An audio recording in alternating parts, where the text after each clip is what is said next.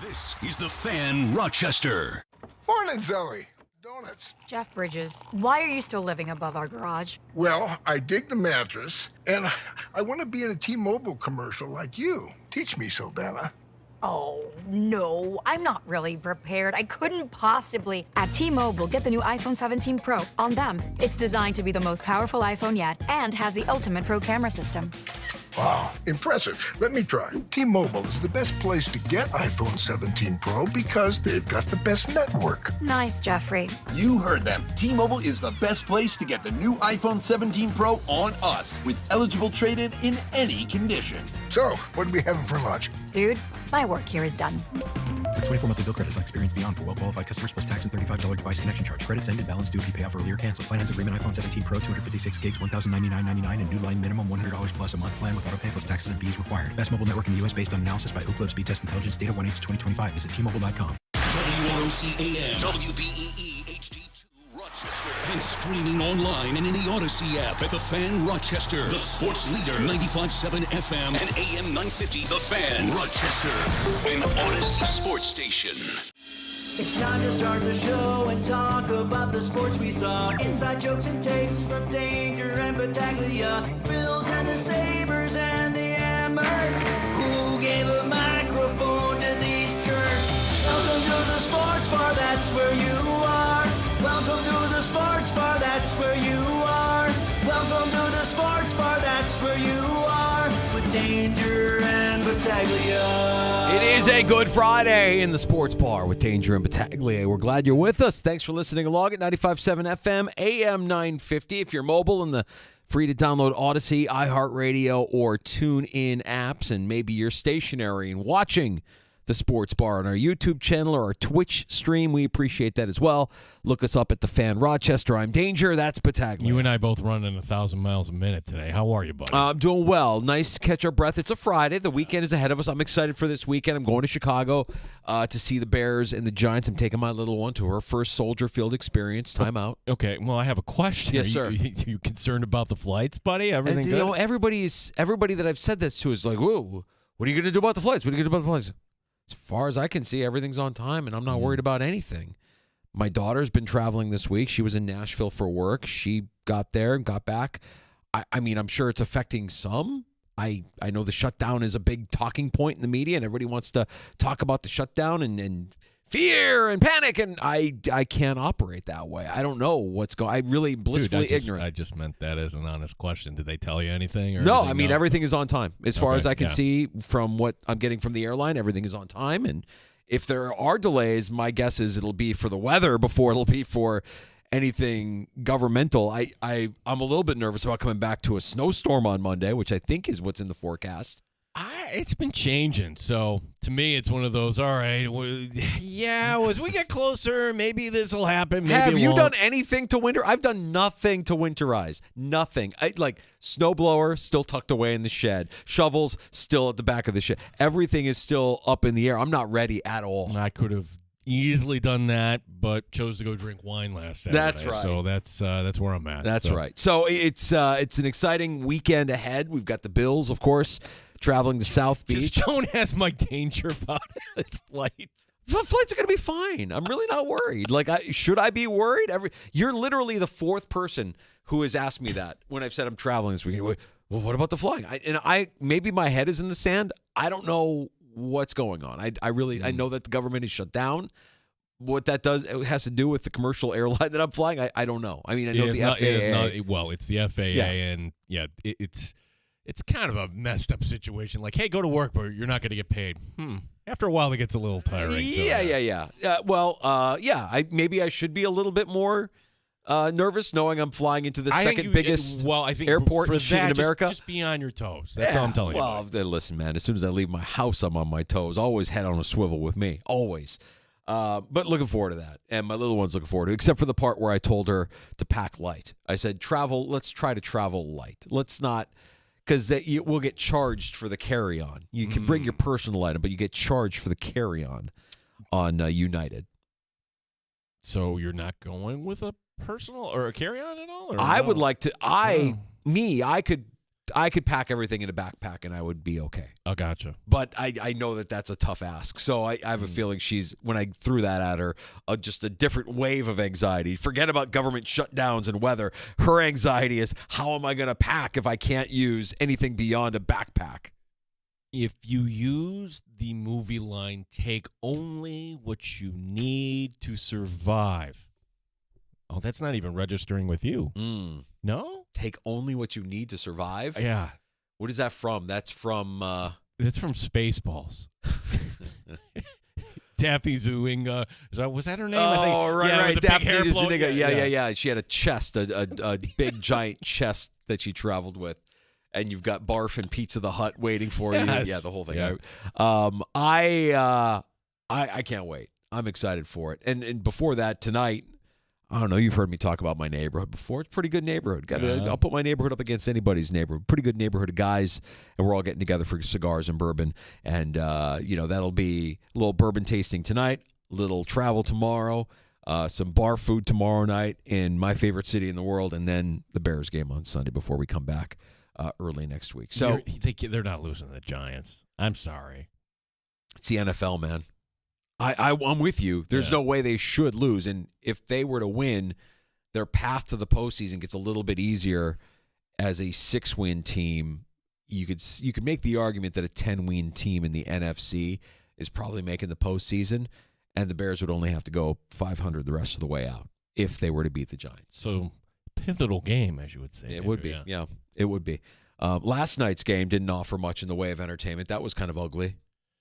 You could say, hey, that's the first time they lost on home ice in regulation in 7 games, 8 games. Oh, you're talking about the Sabres. I'm sorry. I was talking about the NFL. But yes, okay. The Sabres were ugly too. We'll get to the Sabres next segment. 10-7? That was the final? Yeah. Oh, yeah. This is how Thursday night football used to be. Yeah. 2 quarterbacks that aren't making plays and punters kicking off the side of their foot. And Boo Birds. I mean, the Boo Birds in Denver were out as late as the end of the third quarter with the Broncos holding a lead. And now they've won, let me check my notes here, 1, 2, 3, 4, 5, 6, 7, 8, 7 games in a row this team has won. And sitting pretty at 8-2, people still are wondering about the Denver Broncos. I am the leader of Denver is a fraudulent team. I've been saying it since before the season started. I think their defense is real. I think they're fraudulent. They have one quality win, in my opinion, this season. Everybody else that they've played, you could argue, yeah, you did what you're supposed to do. You're supposed to beat the Titans, the Bengals, the Jets, the Giants, the Cowboys.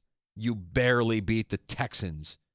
And last night you barely beat the terrible Raiders. We're used to, in the AFC, all the 4 seeds holding, right? We are. Like, okay, here are the Chiefs, win. Here are the Bills, win. Last couple of years, it's been the Texans. All right, maybe it's the Colts. This has the field danger where, okay, maybe Kansas City's a wild card team, or maybe the Bills are a wild card team, but whoever wins that West is susceptible. You have 2 games. If you're the Broncos, you still have 2 games against the Chiefs. You've closed the season against the Chargers. That game might mean something for both teams. But their last 2 weeks of the season are the Chiefs at the Chiefs and hosting the Chargers. And I feel like for Denver, it might come down to those final 2 weeks. They have a matchup against the Jags in there, which will be a very important game for Jacksonville, I'm sure, if they want to stay alive in the playoff hunt. There's a matchup against Green Bay coming up. Like, don't expect Denver to remain a 2-loss team towards the end of this season. I think they're frauds, and I think they're going to be a wild card team. I think they're fighting for a wild card spot, not a division. I think I could very easily see a way that Kansas City finds their way into competition there to win the West, or at least makes it interesting at the end. Well, Andy Reid off a bye. They're not playing this week, so that's the next game on the 16th, Chiefs-Broncos, although the Broncos get a little mini bye, I suppose. So that'll be the late afternoon game coming up next Sunday when the Bills are playing 1 o'clock against Tampa. We've got a Bills-Dolphins matchup to talk about this afternoon, and to talk Bills and Dolphins, we bring in some of our favorites, including Damon Mendelera of the Bill Maddock podcast. he'll be stopping by the sports bar right around 4:25 this afternoon. Yeah, I feel like all the talk has been, and still to this day, I'm listening to Eisen today, and like still about what didn't happen at the trade deadline. Like, hey, Bills team that beat Kansas City, and hey, the Bills are big favorites down in Miami. Let's kind of get back on track here. There are some injury concerns, certainly, and we'll talk about that in a little bit here, too. Damon Amendolara, the Bill Maddock podcast, coming up at about 4:30. We'll be joined just after 4 o'clock, a little less than an hour from now, from one of our favorites from South Beach, Armando Salguero, Mr. 305 from Outkick, joining us in the sports bar. Now, Armando covers the NFL large, but certainly Miami, his home base, and he covered for the Miami Herald many years, this Dolphins team. It's a franchise that's in disarray, right? At least from where we sit. Where are they going? And I, of course, value Armando, as you should too, Armando's opinion on the Buffalo Bills and what he's seeing in what seems like a year where who's really good in the AFC? Who could be that team? Is it Buffalo? Is it really the Colts? We'll talk to Armando at 4:05. I've changed my stance on Mike McDaniel. I know that we're critical of Mike McDaniel, and we say, what's wrong with Mike McDaniel? Is he dead man walking? He's dead man. I don't want him to be dead man. I want Mike McDaniel in Miami for a long, long time. I'm wondering where you're going with this, and that's because you have nothing. You have nothing. You have nothing to worry about if that guy's your head coach for a long. If he somehow survives this year, goes into next year, they're not a threat. I mean, you could pick virtually any coordinator or coach that's available if you're the Miami Dolphins, and next year you're more of a threat than the Dolphins are this year. That's my opinion on the Dolphins this year. I think they're a lost team. I think they're a lost organization. And yes, there are some injuries for the Bills that they're going to have to deal with come Sunday, but I don't think it's going to matter. I don't know that they released the injury report yet. Have they? Yeah, they have. I'll give that to you here. I know that Epineza didn't practice all week. He's in concussion protocol. So he's out. He's out, and Shaq Thompson is out. So okay. It's not the worst thing in the world, but for Epineza, remember, you don't have Hoyt. Okay, well, who's the next guy up? We're going to see for the first time probably Landon Jackson. Oh. So, third-round pick. Why hasn't he gotten on the field? You could say, well, there's guys ahead of him. Here's Landon Jackson's opportunity against a Matt offensive line. Very much. I would expect Landon Jackson to see a lot. There are 4 players that are questionable. Christian Benford with the groin. Taron Johnson now was limited again today. Questionable. We should mention all these guys I mentioned questionable were limited today. Daquan Jones has a shot to come back, listed as questionable, as does wide receiver Josh Palmer. Okay, good to know. And maybe you're getting a little bit healthier on the offensive side of the ball with Palmer back out there. That would be fun to see. But it was nice to see James Cook back on the practice field yesterday, knowing that he's good to go.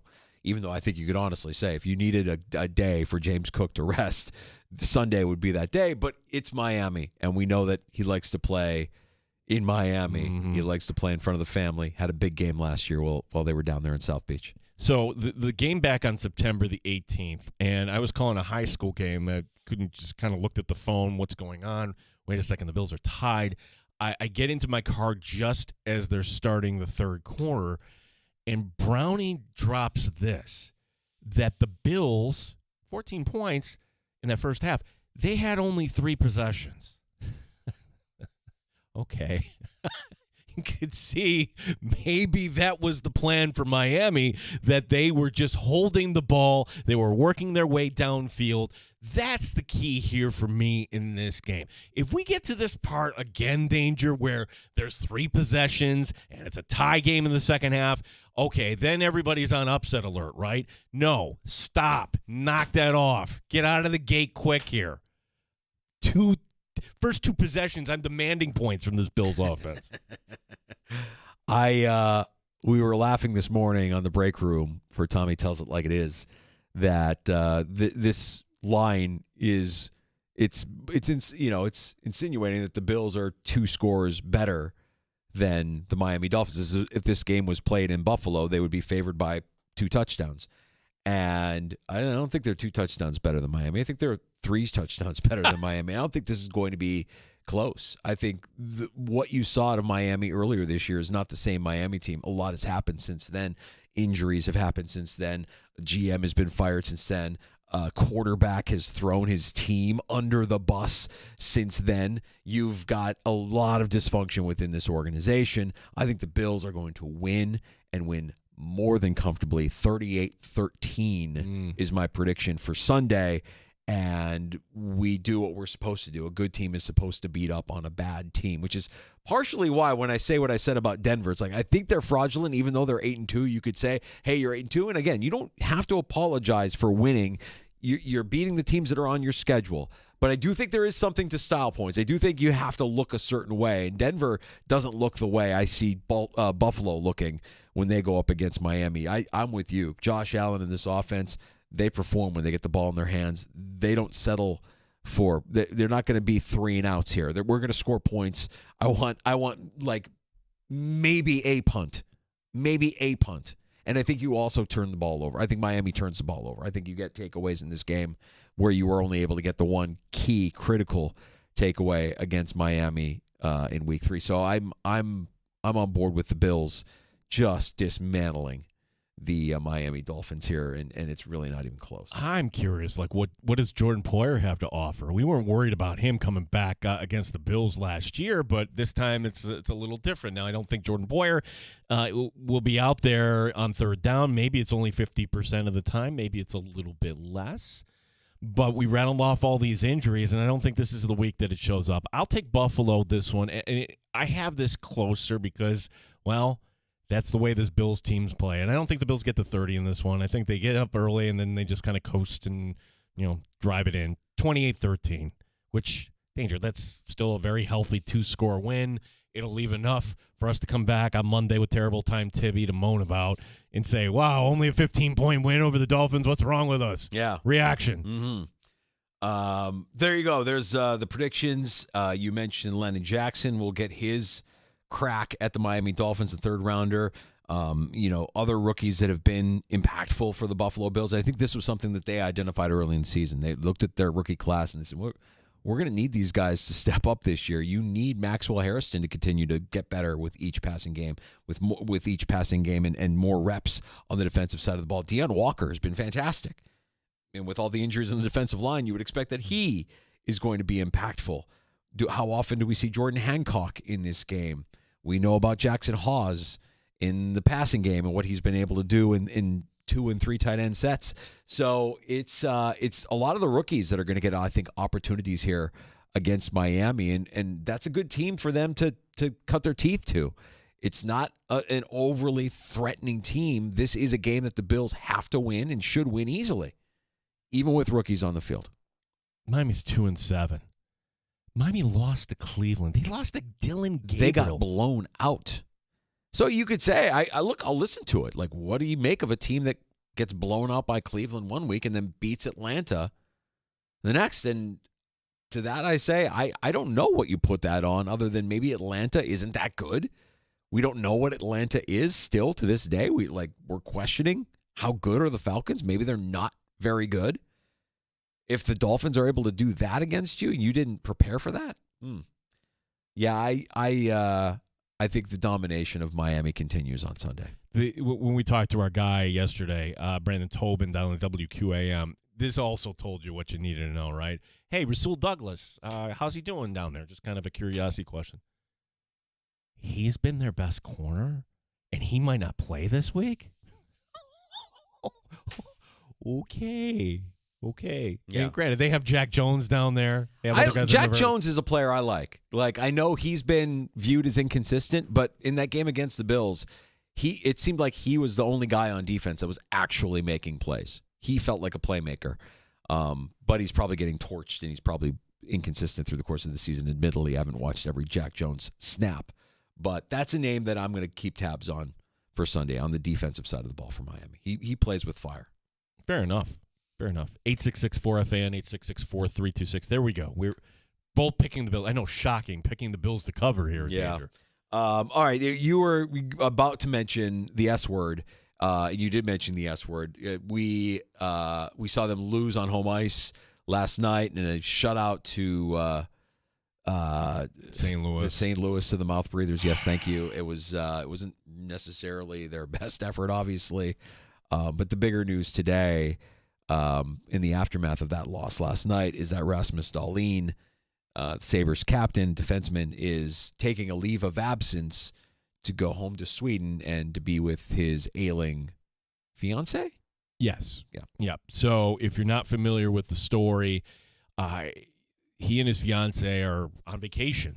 They're in France. Wow. What a time to live, right? You're a professional athlete, you're in 20s, you're going to marry this beautiful woman, and she feels a little sick. Okay, we'll just stay in the hotel room, hon. And the next day she's even worse. Okay. The next day she can't get out of bed. Okay, we got to call to a doctor, and then that leads to the hospital, leads to tests. You need a heart transplant. What? Okay, so the transplant happens in Sweden, but no travel. So here he is. She should be over. He's got to get back in time for camp. No one in their right mind should be upset at this, right? Go take care of family. That's always the important thing. I'm just wondering, did this come from Rasmus saying, hey, I really need to be over there? Or was it the Sabres brain trust just kind of looking at Rasmus? Yeah, he's grand plus minus is not it's not a great stab, but he's minus 11. That's not what you want out of the team captain. He's not playing up to where you would want him to. So I don't know if it was the team suggesting this or Rasmus going, or they just had a conversation. And I have no idea how long this is going to last, but now the Sabres are going to be a little shorthanded. Not sure who they're going to call up from the Amerks either. So. Yeah, I'll vouch for him looking a little bit disconnected on the ice. I mean, there was one play earlier this year, I remember talking about it here in the sports bar, where it was just a really ugly goal. Who was it against? Was it against? I can't remember. I know which one you're talking about. It was so bad. It was so bad. It was almost as if he was allergic to the puck. Like the puck was there. He could have got it. He didn't. The opponent got it, scored easily. And it was just such an ugly. Oh, you know what? It was against it was the comeback game where there was a team that was about to come back. They ended up winning the game. Maybe it was against Ottawa. In fact, I think it was against Ottawa. Okay. And Ottawa scored, and like they were erasing a deficit. They were down like 3 goals, and they were erasing a deficit, and they got it down to 1 goal. And then the Sabres poured it on at the end of the third, and they just kept scoring and scoring. I think it was against Ottawa. Regardless, this play is etched to my mind because it was Dahlin that was on that play. I'm like, that's the captain of your team, and that doesn't look like he's engaged. It looks like he's afraid, he's playing timid, or he's just not focused on what he needs to be doing. Go get sorted. Go get everything in order.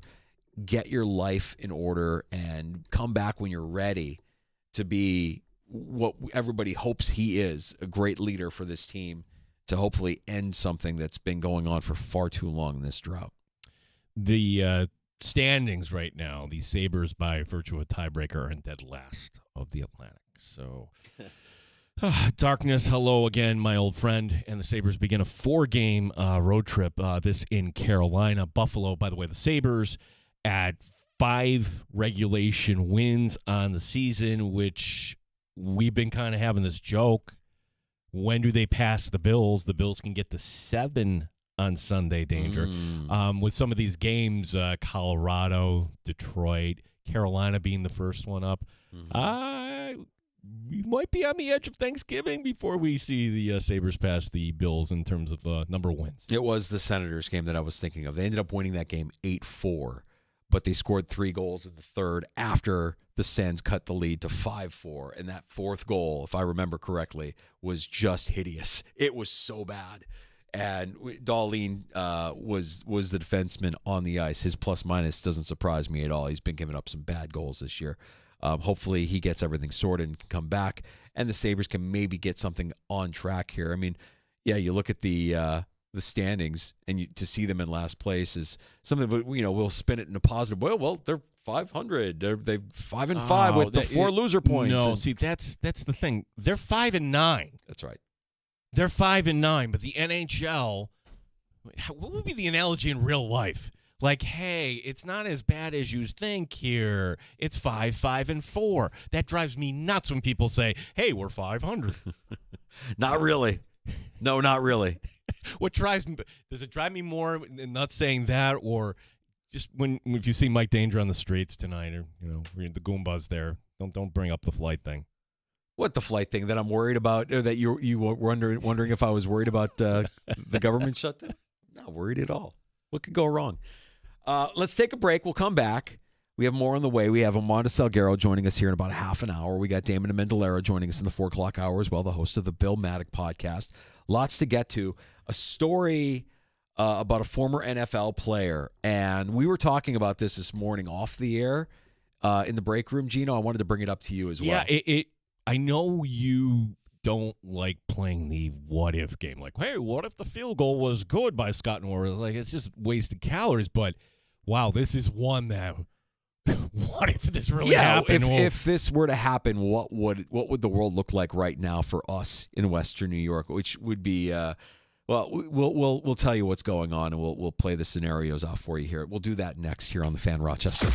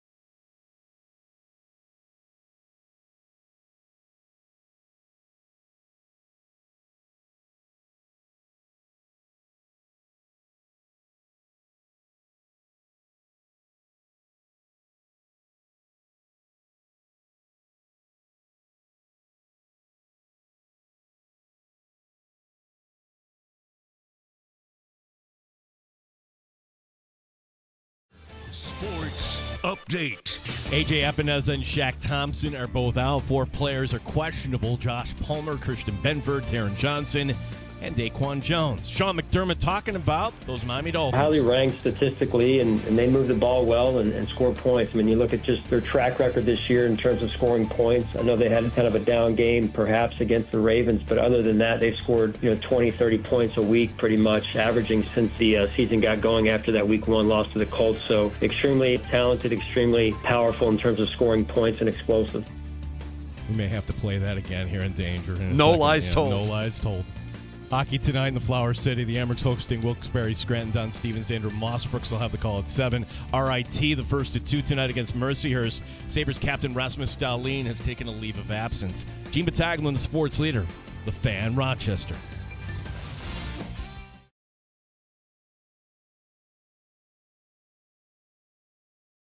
Sports Bar with Danger and Battaglia on the Sports Leader, 95.7 FM and AM 950 The Fan, Rochester. Okay, let's not hesitate. Let's just get right into it.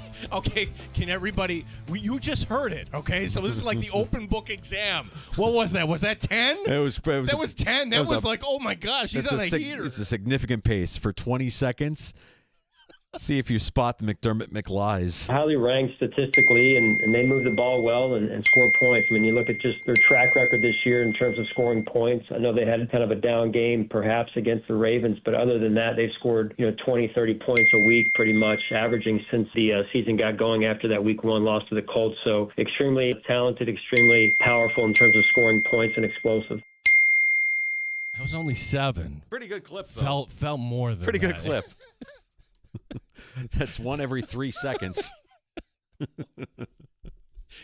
You don't believe any of that, do you? No. Come on, Sean. That's a coach being respectful of his opponent. I'm sorry. I should be like, here we are to bring you the sports update. I'm laughing during that. You were counting the lies. He's just lying his way through the whole thing. All right, we'll use that soundbite again. What else? 425. Yeah. Just count the lies here from Sean McDermott. That's right. Yeah. I wanted to bring this up because I think it's interesting. It's a name that was dominant in the headlines for a lot of his time, the end of his career in the NFL.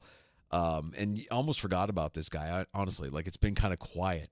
And you imagine that he was somewhere hiding, somewhere cooling off, somewhere doing whatever Antonio Brown would do in his post-NFL career.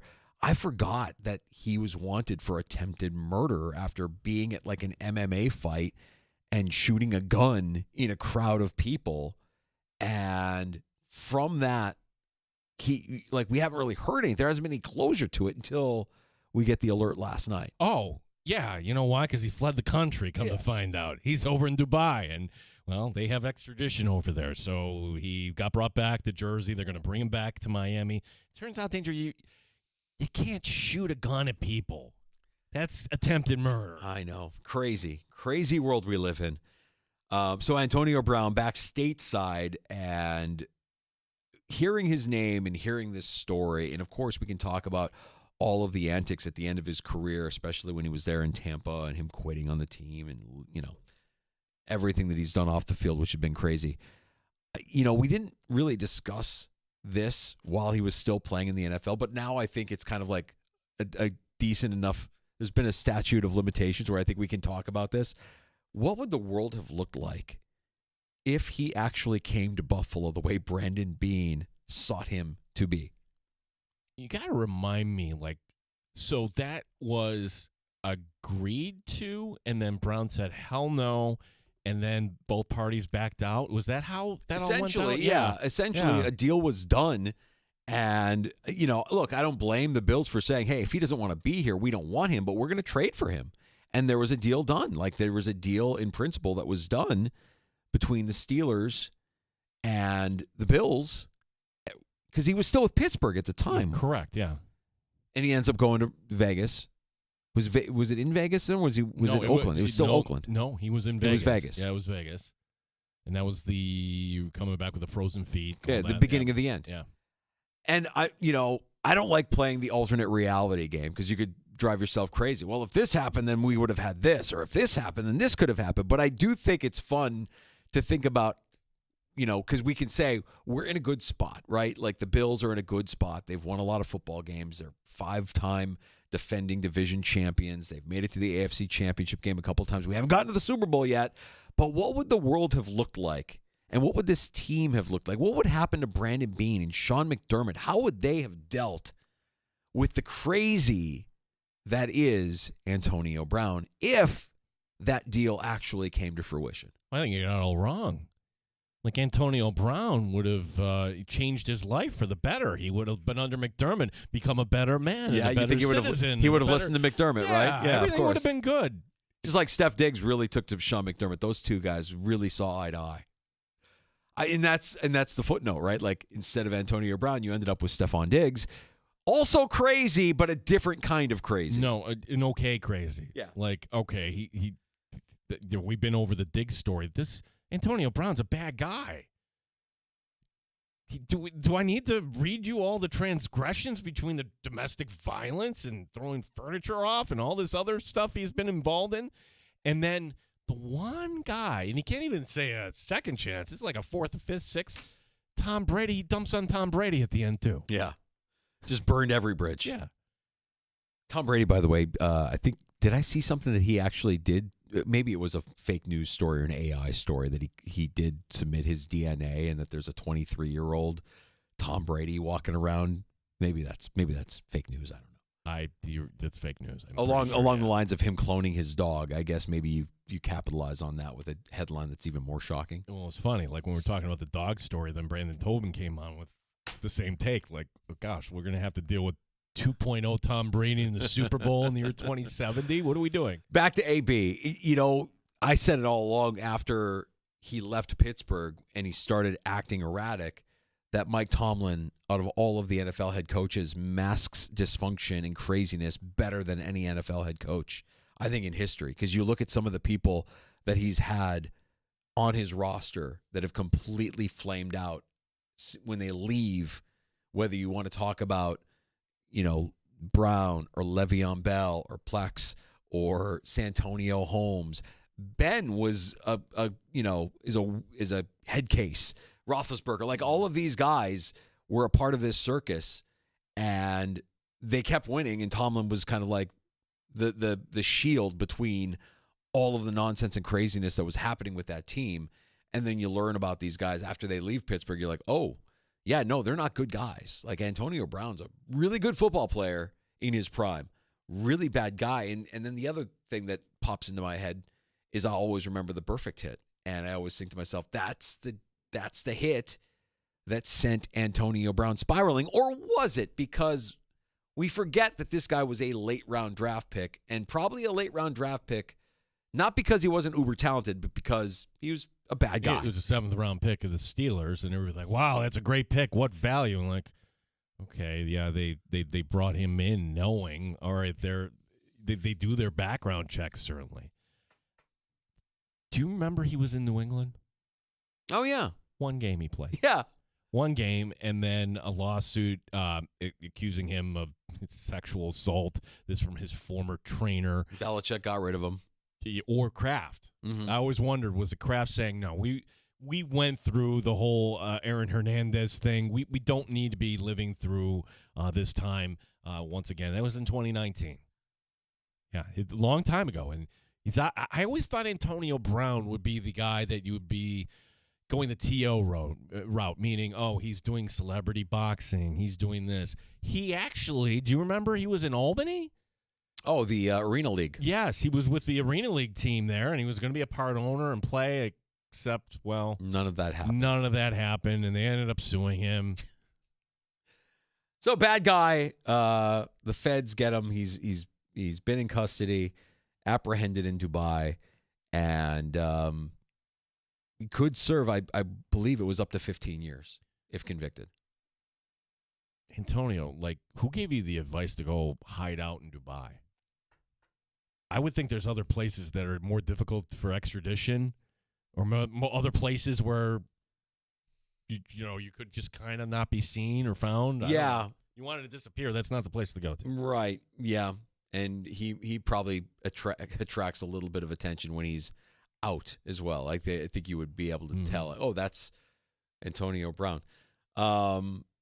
There's a couple of other things from around the NFL worth passing along, including, and this, I mean, I had to sit down. I couldn't believe this headline when I saw it. Gino, maybe you felt the same way.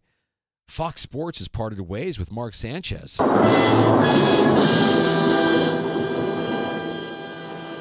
Why? Did he do something? Did something happen? Did I forget? Not surprising at all. Yeah. And now they're just kind of sliding in Drew Brees. And Brees is an analyst, not really good. Well, he wasn't good as a studio analyst, right? He did that season on NBC with Sunday Night. Fair. That's fair. And he's not going to be on the top unit, so whatever game they're going to put Brees on, you're not going to, just like how Sanchez at the time, now it would look bigger, like, oh, it's the Colts. But gosh, like in September, it's like, oh, yeah, Raiders, Colts, sure. This is the game. Yeah. Good news for Jaden Daniels out of Washington, that his elbow that was thought to be dislocated does not require surgery. He's not going to be immediately placed on IR, that there wasn't structural or ligament damage to his elbow that required surgery. So I guess with a dislocation, you would have that ligament damage. They didn't find any of that ligament damage, does not need surgery, will not be placed immediately on IR. Maybe at some point they place him on IR when they realize the season's over and we don't need him, but they're not there yet in Washington. Philly's going to coast to this division. Finally, we can put the rest of no back-to-back. Philadelphia, 2.5 up, literally 2.5, because Dallas has a tie. The Commanders are 3-6. Are they the biggest disappointment this year? That's a letdown from last year for sure. Oh, no doubt. The biggest one in the NFL? Point to a team that's more down in the dumps we thought would be good. And the Giants at 2-7, we knew they weren't going to be any good. Yeah, I mean, the Bengals maybe. I mean, everybody kind of viewed the Bengals as like they're going to be a team that is good, but with the Burrow injury and that horrible defense. You could say the Texans maybe. The Texans are always viewed as a team that could win the South, and they've got 3 wins on their resume. But I think, yeah, when you're in the NFC Championship one year and you're a 3-win team the next, either they or the Vikings. But again, like I wasn't predicting that the Vikings were going to repeat with 14 wins and win that division this year. So yeah, I'll buy that the Commanders are the biggest disappointment in 2025. Right now, it looks like there's only going to be one team. Sorry, Cowboy fans, you're not getting to the postseason.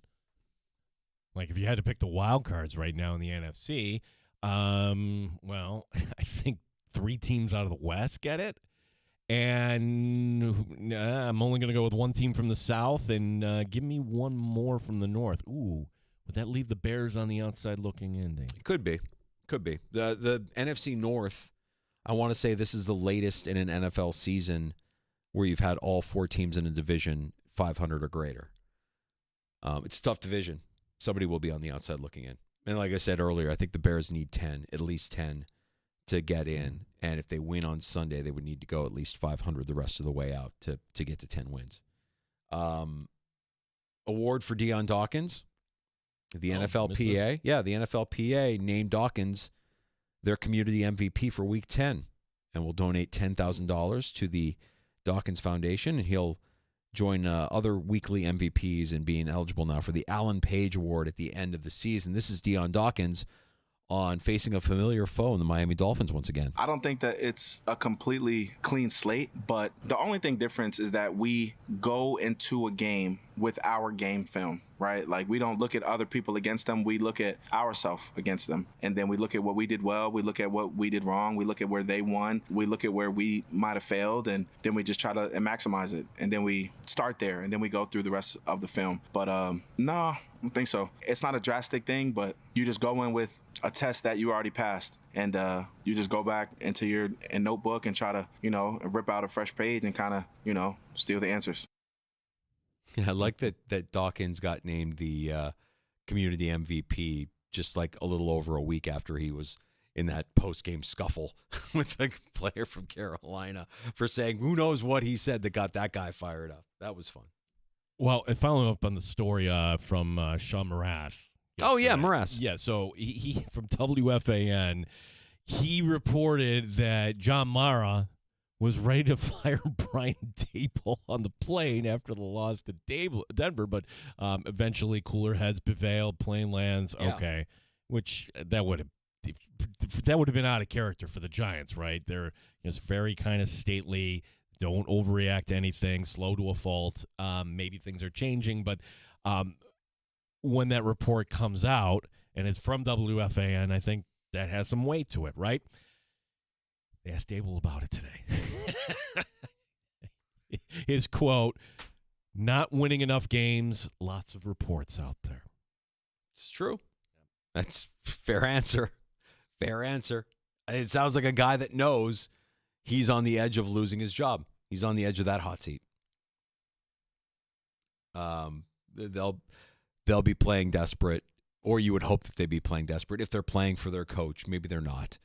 That's my fear with McDaniel, and it's not a fear. It's just like, do they care? Does anybody care? Like, the coach is going to lose his job, so we'll be better with the new coach. We'll be better with somebody else. He ain't cutting through. We'll take a quick break here. Moments away from Armando Salguero. He's going to join us and talk Miami Dolphins and Buffalo Bills here just after 4 o'clock. You can pull up a stool and join us this afternoon on the Good Smoke Barbecue and Pub Wingman line at 866-4FAN. Award-winning barbecue from Good Smoke Barbecue and Pub, 135 West Commercial Street in East Rochester. GoodSmokeBBQ.com. You're listening to the Sports Bar with Danger and Battaglia on 95.7 FM and AM 950.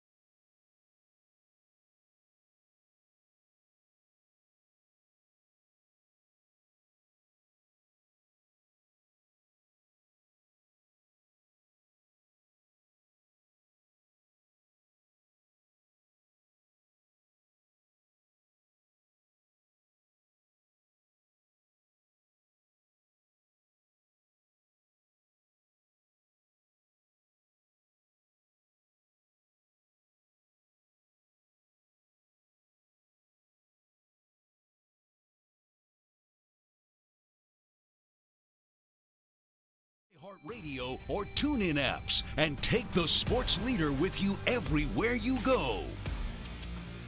Couple of opportunities to hang out with the Sports Bar live next week, Gino. We start Thursday at Three Heads Brewing on Atlantic Avenue in the neighborhood of the Arts. Yes, it's the re-release of the Nighthawks Hazy IPA, and it also kind of doubles up as the season kickoff party for the Nighthawks, who are going to be back. So players on hand. We will have General Manager Dan Carey on hand. So it's your chance, if you're a Nighthawk fan, just come down, hang out with the guys, and hang out with us. And since it's a Thursday, Danger, I think we might hang out a little bit afterward. I'm in no hurry to go watch Jets-Patriots on Thursday Night Football. Oh, God, next that's week. right. Yeah. Thursday night games in recent weeks have looked like Thursday night games again. They haven't been that competitive. Yeah, and we'll tell you where we are on Friday in a second, but since you brought it up, there's some fallout from last night, and who knew? I did not watch this. I didn't stick it to the end.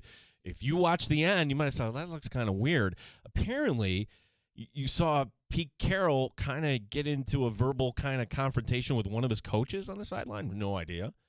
Well, that coach, Tom McMahon, was a special teams coordinator. Today, he was fired. Oh, okay. The Raiders. Even Pete Carroll and Tom Brady can't fix the Raiders. Dysfunctional. I'm ashamed and embarrassed that I thought that team would be competitive this year. They are still the Raiders. This guy, this is part of the problem with the NFL, too. There's just no new blood. This McMahon, he's been a special teams coordinator every single year. Raiders, Broncos, Colts, Chiefs, St. Louis Rams, Atlanta Falcons since 2007. His son, Mitt, is a producer. He's not the producer, but you hear McAfee mention him every once in a while. Oh, okay. Yeah. So has he been has he stuck anywhere for more than a year? Well, he was with the Raiders since 22. Oh, okay. So he was there before Carroll. He predated right. So, Carroll. So Carroll. He inherited him. Yeah, you're not my guy. Yeah, gone. You're gone. Interesting. Yeah, that was not fun. That was not a fun watch last night. If you're a Bronco fan and you're at the game and your team is winning late in the third and you're raining boos on your team that's about to win their 8th game of the season, I'm not feeling great about the Broncos. I still think they're fraudulent. What if Jackson Dart is like the second coming of Mac Jones? Maybe he's Bo Nix. I'm sorry, Bo Nix. Yeah, what did I say? Jackson Dart? You got your mind on darts Sunday. I do. Yeah, that's it. But if Bo Nix is nothing more than Mac Jones, I don't know. Maybe he's just. The difference here is I think Denver's defense is nasty. I think they will. That's why you get away with having a quarterback like Bo Nix. They'll win enough games. That's a postseason team, Danger, whether we like it or not. Yeah. I just look at the parallels in how Bo Nix and Mac Jones started their careers. You saw Mac Jones make it in year 1 of the playoffs, and Bo Nix is probably going to make it into the playoffs in his second year as well. But I remain steadfast that Denver taking over the AFC West is not guaranteed, even as they got their 8th win, when you still have to play the Chiefs twice. And you look at who they beat last year with their 10 games, a lot of the same thing is happening this year. They're not beating the best win they have is the Eagles, right? Yeah. That's their one good win that you could say, they haven't really played great teams. They'll get tested against the Chiefs coming off a bye, and I will be picking the Chiefs to win that game.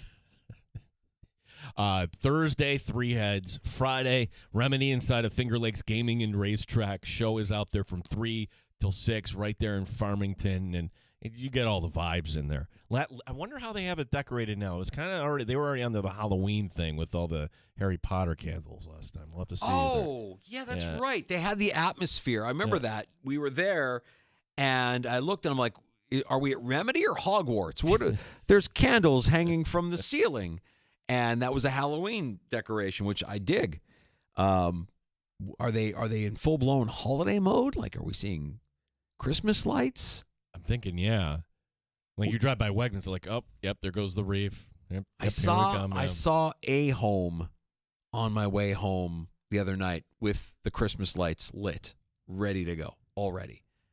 And I'm not going to tell people how to live life. It was a little alarming to me. I didn't know the side hustle of you pay somebody else to put up the lights. Yes. See those signs all over the place in my neighborhood. Be a man. I'm sorry. That's it. Like, that should be your pride. That is your yard. Are you that wealthy that you don't have time to put up the lights? I'm always the guy that says, what is our time worth? And putting up Christmas lights, admittedly, is something I don't enjoy doing. I do it every year because it makes the house happy and I want harmony. I'm a harmony guy, as you know. But it drives me nuts. That's why you throw out your Christmas tree on the 26th. Harmony. No, I do that for my wife. Yeah, I do harmony, that. yeah. That is absolutely a move where I just want air. You want to get rid of it? Sure, sweetie, it's fine. Let's go.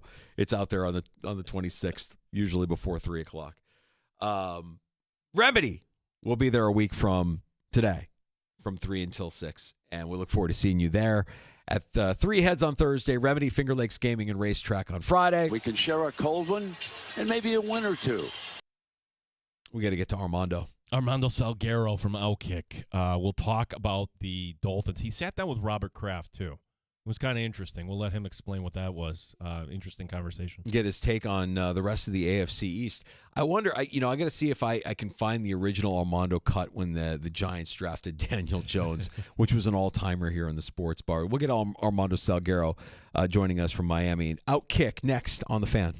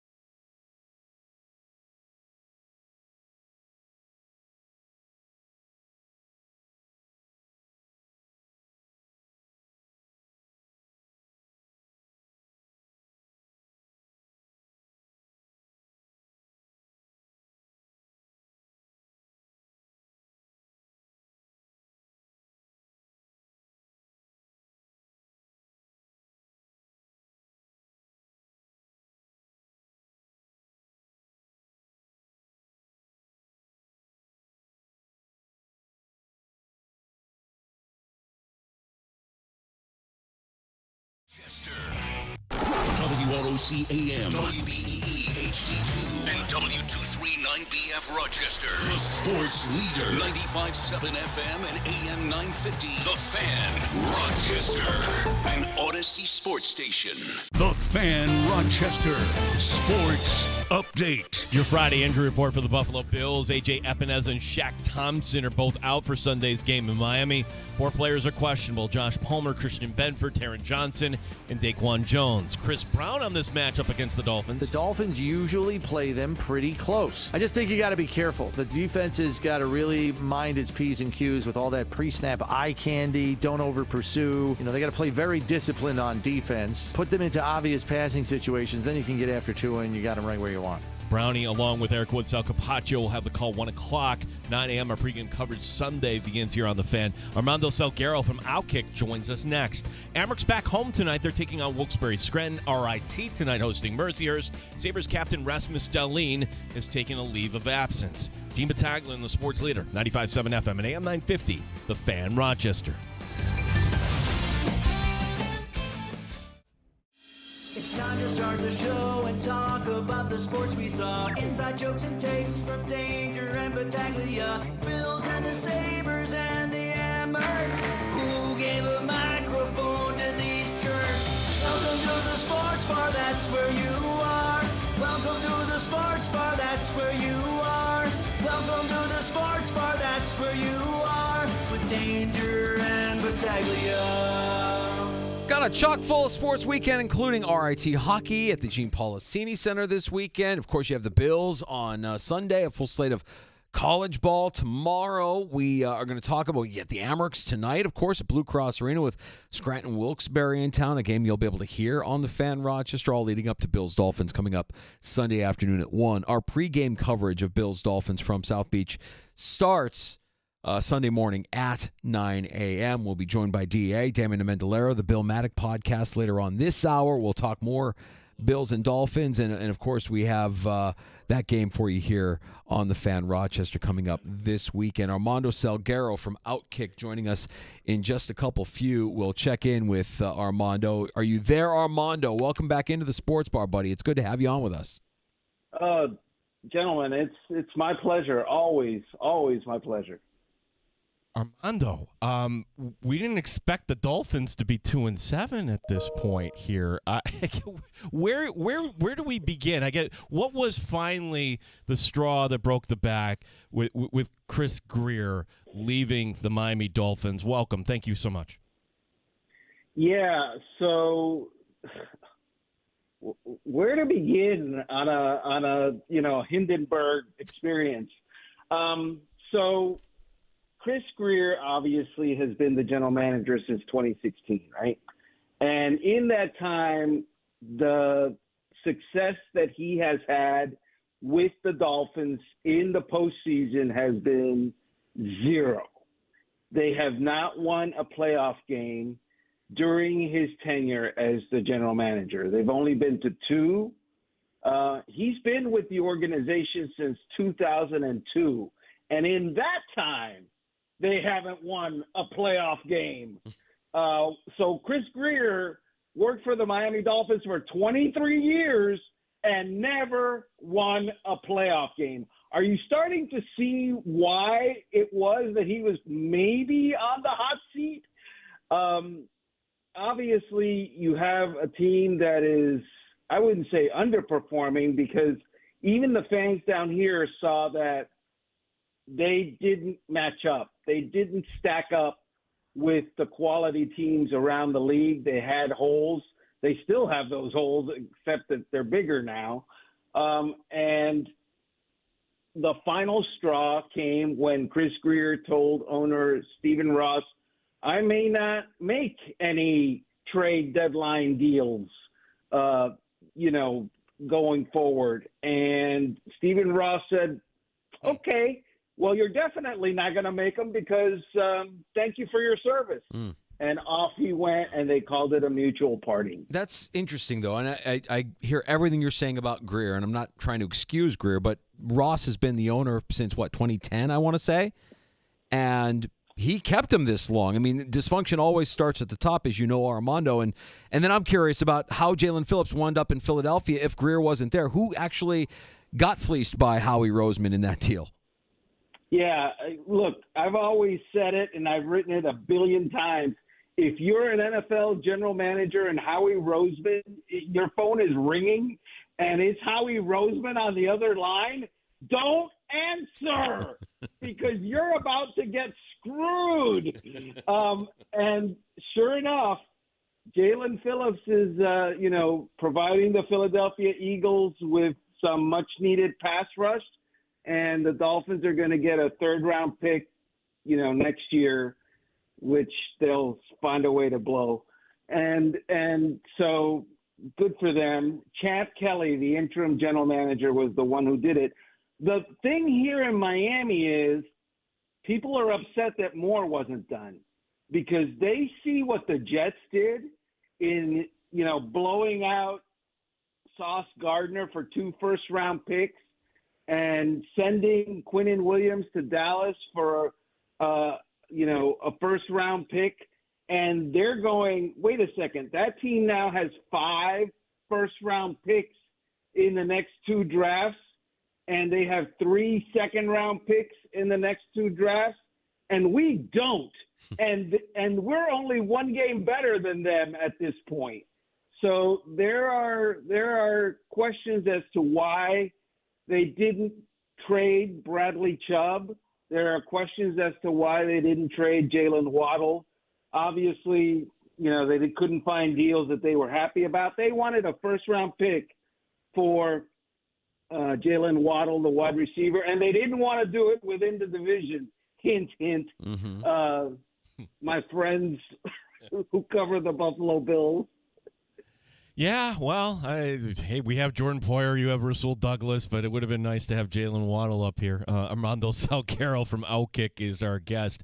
Armando, and I'm going to ask you the question that really we don't have an answer to, but with Mike McDaniel staying, does he actually get to keep his job in 2026? And if so, I mean, that would kind of limit the pool of GM candidates if you want to choose the best one. Like, hey, here's your head coach and your quarterback, and you don't get to build the team the way you want to. You should be the owner of the Miami Dolphins. Do you have $10 billion laying around? Because that would make you as rich as Stephen Ross and capable of buying a team and a whole lot smarter. Yeah. Here's the issue. They just traded, obviously Jalen Phillips. Before they traded Jalen Phillips, the marching orders were to try and go out there and trade for draft picks. And in that environment, they told Mike McDaniel, we're going to be trading away talent, but we want you to stay on this year and win more with less talent so that you could keep your job for 2026. Mike McDaniel, obviously, is going to do his best to try to do that because I assume he likes to stay employed. But his chances of actually doing that are not huge considering that they were losing with more talent. Before Tyreek Hill got hurt, before Jalen Phillips got traded, before everybody realized this is a team that resembles a sinking ship. And you're absolutely right. If they keep Mike McDaniel next offseason, they are not going to lure the top general manager talent. And we know this because Stephen Ross has done this very exercise in 2014. He kept Joe Philbin and ran a general manager search after firing Jeff Ireland. And guess what happened? 3 guys said after they found out they had to work with Joe Philbin, they interviewed in their first interview and they found out Joe Philbin was their coach and they declined second interviews. And another guy turned down the job flat. So that is what happens when you tell the general manager, this is my shotgun. There is the wedding.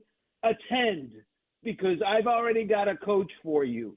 It doesn't work typically, but yet Stephen Ross doesn't learn his lesson. McDaniel doesn't appear to be the same coach he was when he first came to Miami either, Armando. I mean, when you listen to him speak on day one of him having this job versus where he is now, he's discombobulated. He rambles on. Frankly, he comes off as baked. I really don't know. I'm worried about him from a health standpoint. What have you observed in covering that team and being around that that area and McDaniel's de-evolution here as the coach of the team? He's been dolphinized, and he has. It's a thing that happens to people when they start to work for that organization a lot of the time. You have to understand that there are a bunch of successful NFL coaches coaching right now that worked for the Miami Dolphins. And the Dolphins decided, you're not good enough for here. So Dan Campbell was the interim head coach of the Miami Dolphins and interviewed for the head job. Todd Bowles was the interim head coach of the Miami Dolphins and interviewed for the head job. Ben Johnson was a 7-year assistant for the Miami Dolphins and was fired. I mean, okay, you have the people in-house sometimes, but you don't have the acumen to recognize that they are quality. And so they go somewhere else and they become quality and they show their qualities. And Mike McDaniel, I'm sure, will be a good coach somewhere, but he came here and he was running this space-age offense of sorts that scored 70 points at one point against the Denver Broncos and came back against the Baltimore Ravens. They were down like 35 to 7 or something like that. And in the fourth quarter, they scored like 35 points and won the game. And it was like, what? How can this happen? That guy who authored that offense, I don't see him anymore. And the offense is also missing in action. We haven't even talked about Tua here, and my take on Tua, Armando, is I've always respected him when he gets drafted, and they're trying to trade for Deshaun Watson, and there's all this, the Brian Flores that looked like a lot of commotion around him, but he's always somebody that I thought, okay, he's a professional. I don't know, my opinion changed when he threw some of his teammates under the bus in October when the Dolphins were 1-5, calling out players, for missing meetings or whatnot. When you're the captain, dude, you fix it behind closed doors. Your thoughts on Tua, and will he be back in 2026? Well, the salary cap hit on getting rid of him would be bigger than the salary cap hit that the Broncos endured for moving on from Russell Wilson. So to do that, one would have to suggest that it would have to be a new head coach and a new general manager, because Mike McDaniel, I mean, he was on the phone from the private jet as he was flying to Miami with Tua. He was about to accept the job, and he was telling Tua, I'm going to make you a star. I'm going to make your career. And early on, it looked kind of that way. And then now we're past early on, and it doesn't look that way anymore. But it's hard. I guess it's not hard. If McDaniel just wants to survive, he can throw Tua under the bus. But it's hard when a coach and a quarterback are sort of joined at the hip to, have the coach unjoin himself so he could save his job. That wouldn't look good in the locker room. Of course, the locker room, who knows what the locker room is going to look like next year. Can you guys tell that I'm not all that excited about the Miami Dolphins? Well, let's shift gears then, Armando, because we want you to be excited. You cover the entirety of the NFL for Outkick, and it's a question that I think we ask a lot of our guests when they come into the sports bar. You look around the NFL, you look around the AFC, and I think it's fair to question, who's good? Because you see the teams with the winning records Like Denver is an example last night. Yeah, they get the win, but that wasn't impressive. They lead their division, but they haven't beaten anybody good save for maybe Philadelphia. So even then you could say, is Philadelphia good? Who's good, Armando? Nobody. There are no super teams. There's a bunch of good teams, right? And for about 30 seconds there, I thought that the Chiefs had figured it out and they were going to be back to their old, to their old ways. And then last week, obviously the Bills gave them a what for. And then it wasn't like as close as what the score was. Yeah. To say that we have a team that is definitely the favorite, I think is a folly of an exercise because, I mean, right now the Pittsburgh Steelers, for example, they lead the AFC North, and everybody's expecting the Ravens to win the division, and they're under 500. How does that make sense in anywhere? The Broncos, they're winning ugly, and to give them credit, they have an outstanding defense, yes, right? But they have won ugly a lot, and their argument is ugly wins, they count as much as pretty wins, and we can ugly ourselves all the way to the AFC Championship game. And maybe they can because, they've got a heck of a coach. He's going to go into the Hall of Fame someday, and he believes in the quarterback, but they got to do something on offense. The Bills are the Bills, and, they seem to have corrected or course-corrected what happened just before the bye, and that's good. We'll see what happens the rest of the season. I can't tell you that I'm all aflutter about the Indianapolis Colts. I mean, they look good, and they made that good trade with Sauce Gardner, and what they told you with that trade is we're going for it. We gave up 2 first-round draft picks in the next two drafts, and we have a quarterback on a 1-year deal. So obviously they're going to sign him to an extension. They believe in Daniel Jones. That's the only way that trade makes sense, except that last week Daniel Jones threw 3 interceptions and fumbled twice in a game in a loss to the Steelers, and he looked like Giants-era Daniel Jones instead of, the Daniel Jones that we saw, I think, the first 8 or 9 weeks. Armando, last one from me, and we're wondering, okay, are the Patriots back? And I guess we'll find this out come December, the Bills and Patriots. You sat down with Robert Kraft, but not necessarily to talk about football or the Patriots or anything like that. Something much bigger, if you could share with everyone. Right. So, the Patriots are back because they've got a great an outstanding head coach. I think Mike Vrabel is top 5, okay?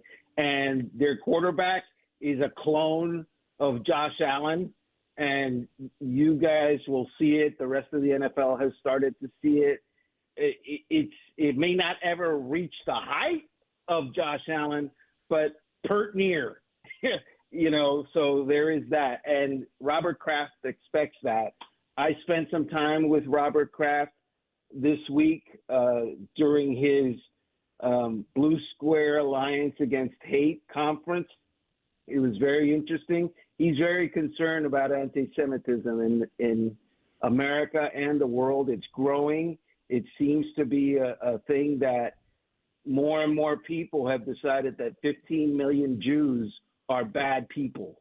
And, I don't understand it. But he saw, for example, the election of Mamdani in New York, and he was, his word, sad about it. So, and he thinks that people are doing things that they believe are going to fix things. Like in New York, it's impossible to live on a normal salary. And what they're going to end up doing when you turn to socialism and stuff like that, not to get all political on you, but it's going to make things worse. And by the way, I agree with him because I happen to come from a communist country, and my parents got me out of there so that I could live in the best country on earth and not in that hellhole that was left behind to Fidel Castro. Armando, it's great having you on with us in the sports bar, and we read your work on Outkick all the time. You're doing an unbelievable job covering the NFL, and we love talking to you on Dolphins Week. Be well, my friend. Let's do it again soon. All right, guys. All the best. You got it. There's Armando Salguero. Read his work at Outkick. Fantastic coverage of the NFL. That doesn't sound promising in Miami, does it? He didn't paint a rosy picture. No. We had to pivot because he was getting irritated. Our guest was getting a little agitated talking about that team. Usually there's something positive you could pull out, like no. And the idea that Tua's there next year.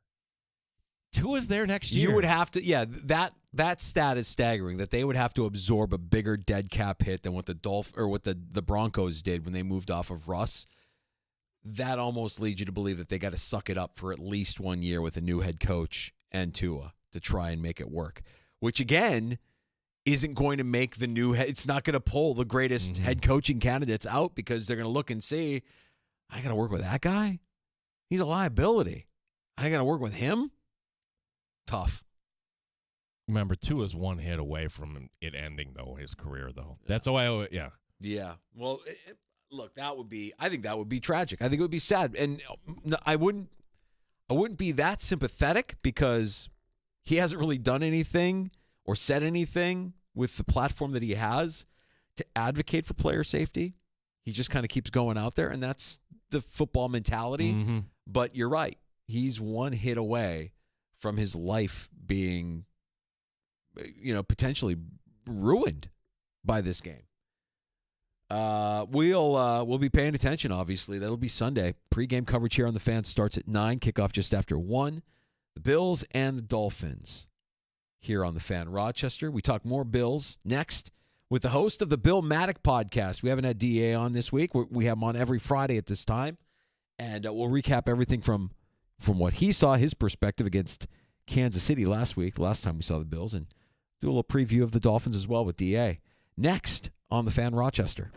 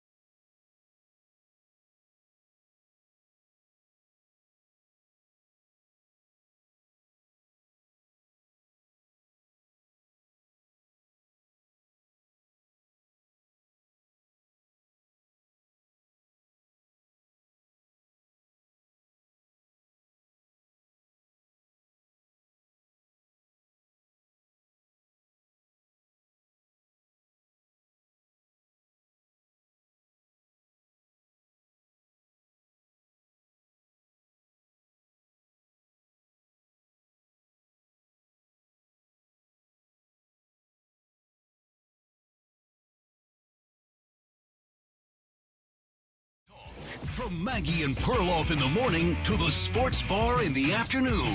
Takes that hit different. The Fan Rochester.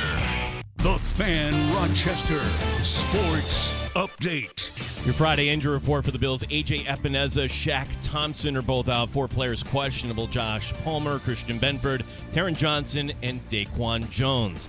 Count the lies here from Sean McDermott. Highly ranked statistically, and they move the ball well and score points. I mean, you look at just their track record this year in terms of scoring points. I know they had kind of a down game perhaps against the Ravens, but other than that, they've scored 20, 30 points a week pretty much, averaging since the season got going after that Week 1 loss to the Colts. So extremely talented, extremely powerful in terms of scoring points and explosive.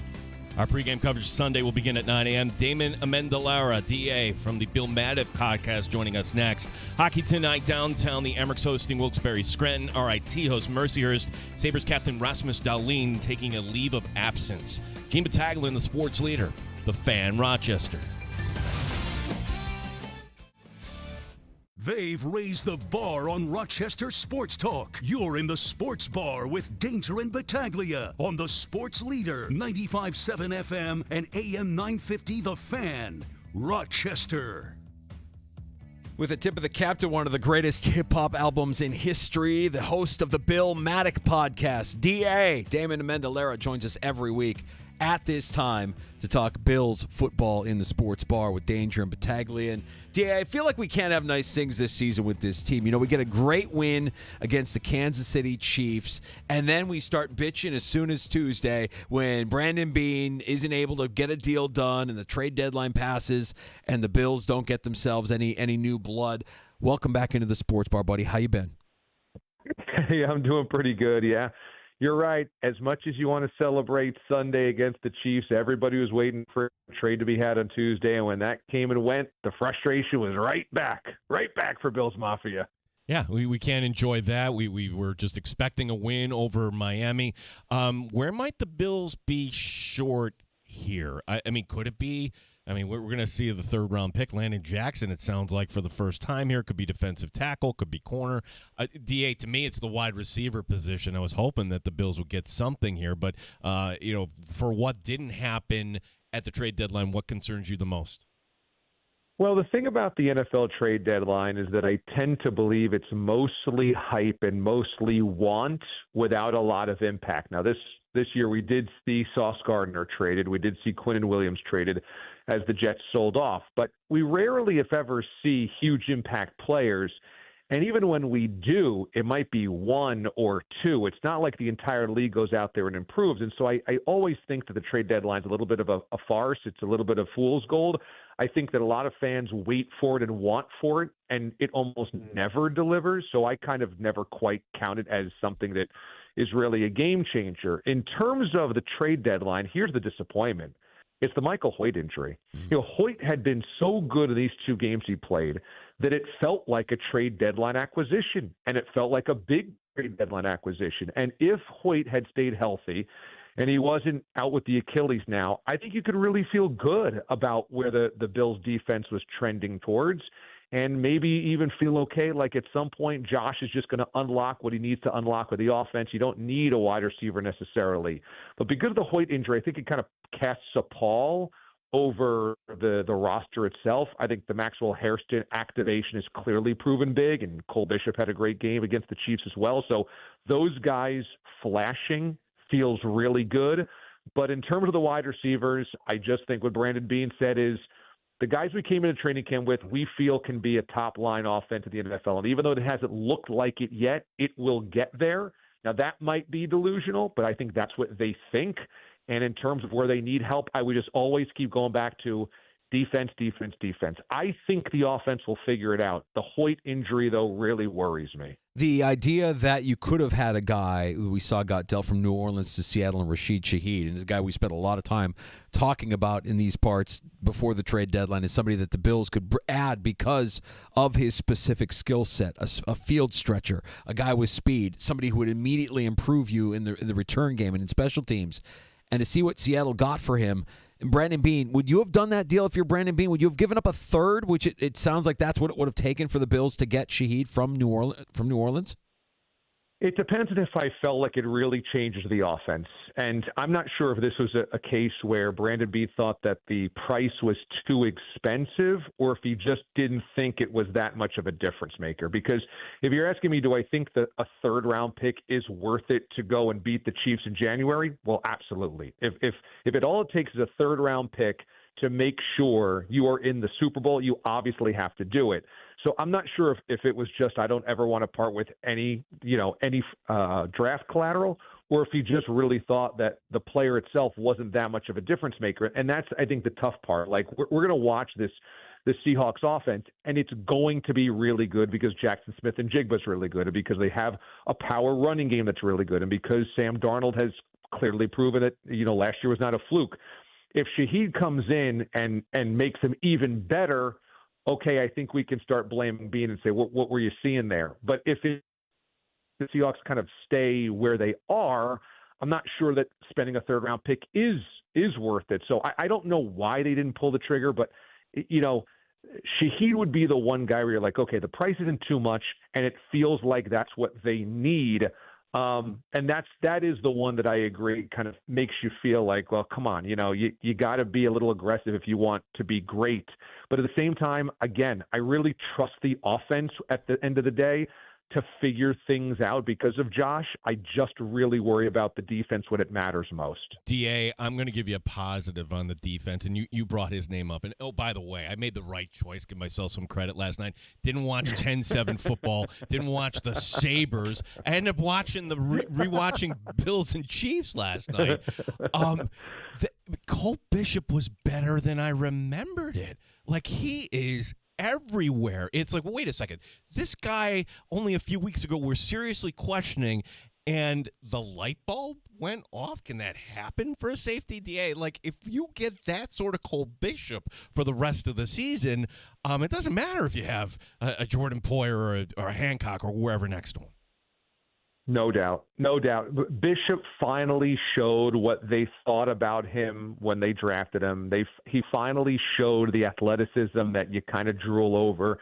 He finally showed a comfort level, and he did it against a very good offense. And we can't be revisionist historians here also on the Chiefs. The Chiefs' offense coming into that game against the Bills was really rolling, and Mahomes really had it cooking, and everybody was back, and that looked like the old Chiefs were starting to kind of build back. And then they ran into a problem in the Bills, and Bishop was a big part of it. He ranged all over the field. He made big plays, not only deflecting passes, but also laying out players and delivering some impact hits. He was the guy that they've really desperately needed. And when you add him at that level, and what Maxwell Hairston looked like as a cover corner, which of course the Bills have been desperate for a long time, it did feel like a different defense. And then you add Michael Hoyt and what he was doing in the backfield, you're like, oh, okay, there's some playmakers here. So yeah, the Bishop and Hairston combo last week was huge. And if you get that, it definitely is a different vibe on that side of the football. He is DA, host of the Bill Maddock podcast. And DA, we talk to people, and I just asked this question a few minutes ago, and I feel like I've asked it of you, on a weekly basis. But what we saw last night out of Denver in a winning effort to get to 8 wins was kind of gross. And I'm wondering, who's good? Like, it still feels wide open, and I don't know we have an answer yet. And even when the Bills beat the Chiefs in a game that wasn't as close as the score would even indicate, in my opinion, we're still questioning, like, who is good? Like, can we admit that the Bills, even though they're a half game behind New England, are actually one of the, top 3 teams in the league right now? Well, they're certainly top 2 in the AFC. I really believe that the Bills and the Chiefs are still the 2 best teams of the AFC, no matter what the Chiefs record looks like. And, this is kind of this emotional push and pull of this season's Bills team. They are not dominant. They have not been dominant. They have let a lot of people down at multiple spots, and they have not looked the part. And I think there's been a lot of analysts to kind of like write them off. But at the end of the day, let's just look at the AFC playoff picture. Who can't the Bills beat? It would be, if anything, this mental hurdle against the Chiefs, but everybody else is completely beatable. And the way that this thing is unfolding, I know unguarded optimism is a painful thing and a dangerous thing for a Bills fan. But the fact is, the AFC playoff picture could not be shaping up better for the Bills. Now, the Patriots in their division is a problem, no doubt about it. You got to make sure the division is not guaranteed. But the fact that the Broncos look this bad and they're still 8-2 is a really good thing, because the 1 seed, you don't worry about going to Denver and having to win that. Hey, you might have to go there, but that's not a daunting task. What you need is the Chiefs to be a wild card. What you need is the Chiefs to go on the road 3 straight weeks. What you need is them worn down and them in your building. And that's what is shaping up for this AFC playoff picture. If you are the Bills, you're telling me you can't go to Denver and win? You're telling me you can't beat the Colts in the playoffs? You're telling me you can't beat the Steelers in the playoffs? You're telling me you can't beat the AFC South winner in the playoffs? You're telling me you wouldn't want to play the Patriots in the playoffs? But that's if you have to get through. Chiefs, the Chiefs, the Chiefs. And if the Chiefs are not winning the division and it's somebody else that's stacked 1 through 5 or 1 through 6 ahead of the Chiefs, that's just really good math for the Bills. And that's why I say this offense, I agree, a nice addition to the wide receiver spot would be a really, really good bump. But I'm really not that worried that the Bills offense can't figure it out against all of the AFC playoff teams right now, except for KC when it matters. And the way they played on Sunday makes me feel like, once again, top to bottom, they can compete with that team. It's just about when they have to compete with that team in Kansas City. I think I speak for Danger. I think we're more interested in talking about playoff scenarios than the matchup against the Dolphins this week, DA. Let me throw this one at you, because I think when the Red Sox finally broke through, it made it extra special because they beat the Yankees the way they did. If it was against the Rays or whoever, do we have to have that for the narrative this year, that if the Buffalo Bills are finally going to get back to the Super Bowl and win the darn thing, that the path has to involve the Chiefs? So I don't think it has to, but I think it's that much better. And I am reminded of the 2006 Indianapolis Colts. If you remember, the Indianapolis Colts in 03, 04, and 05 are better versions.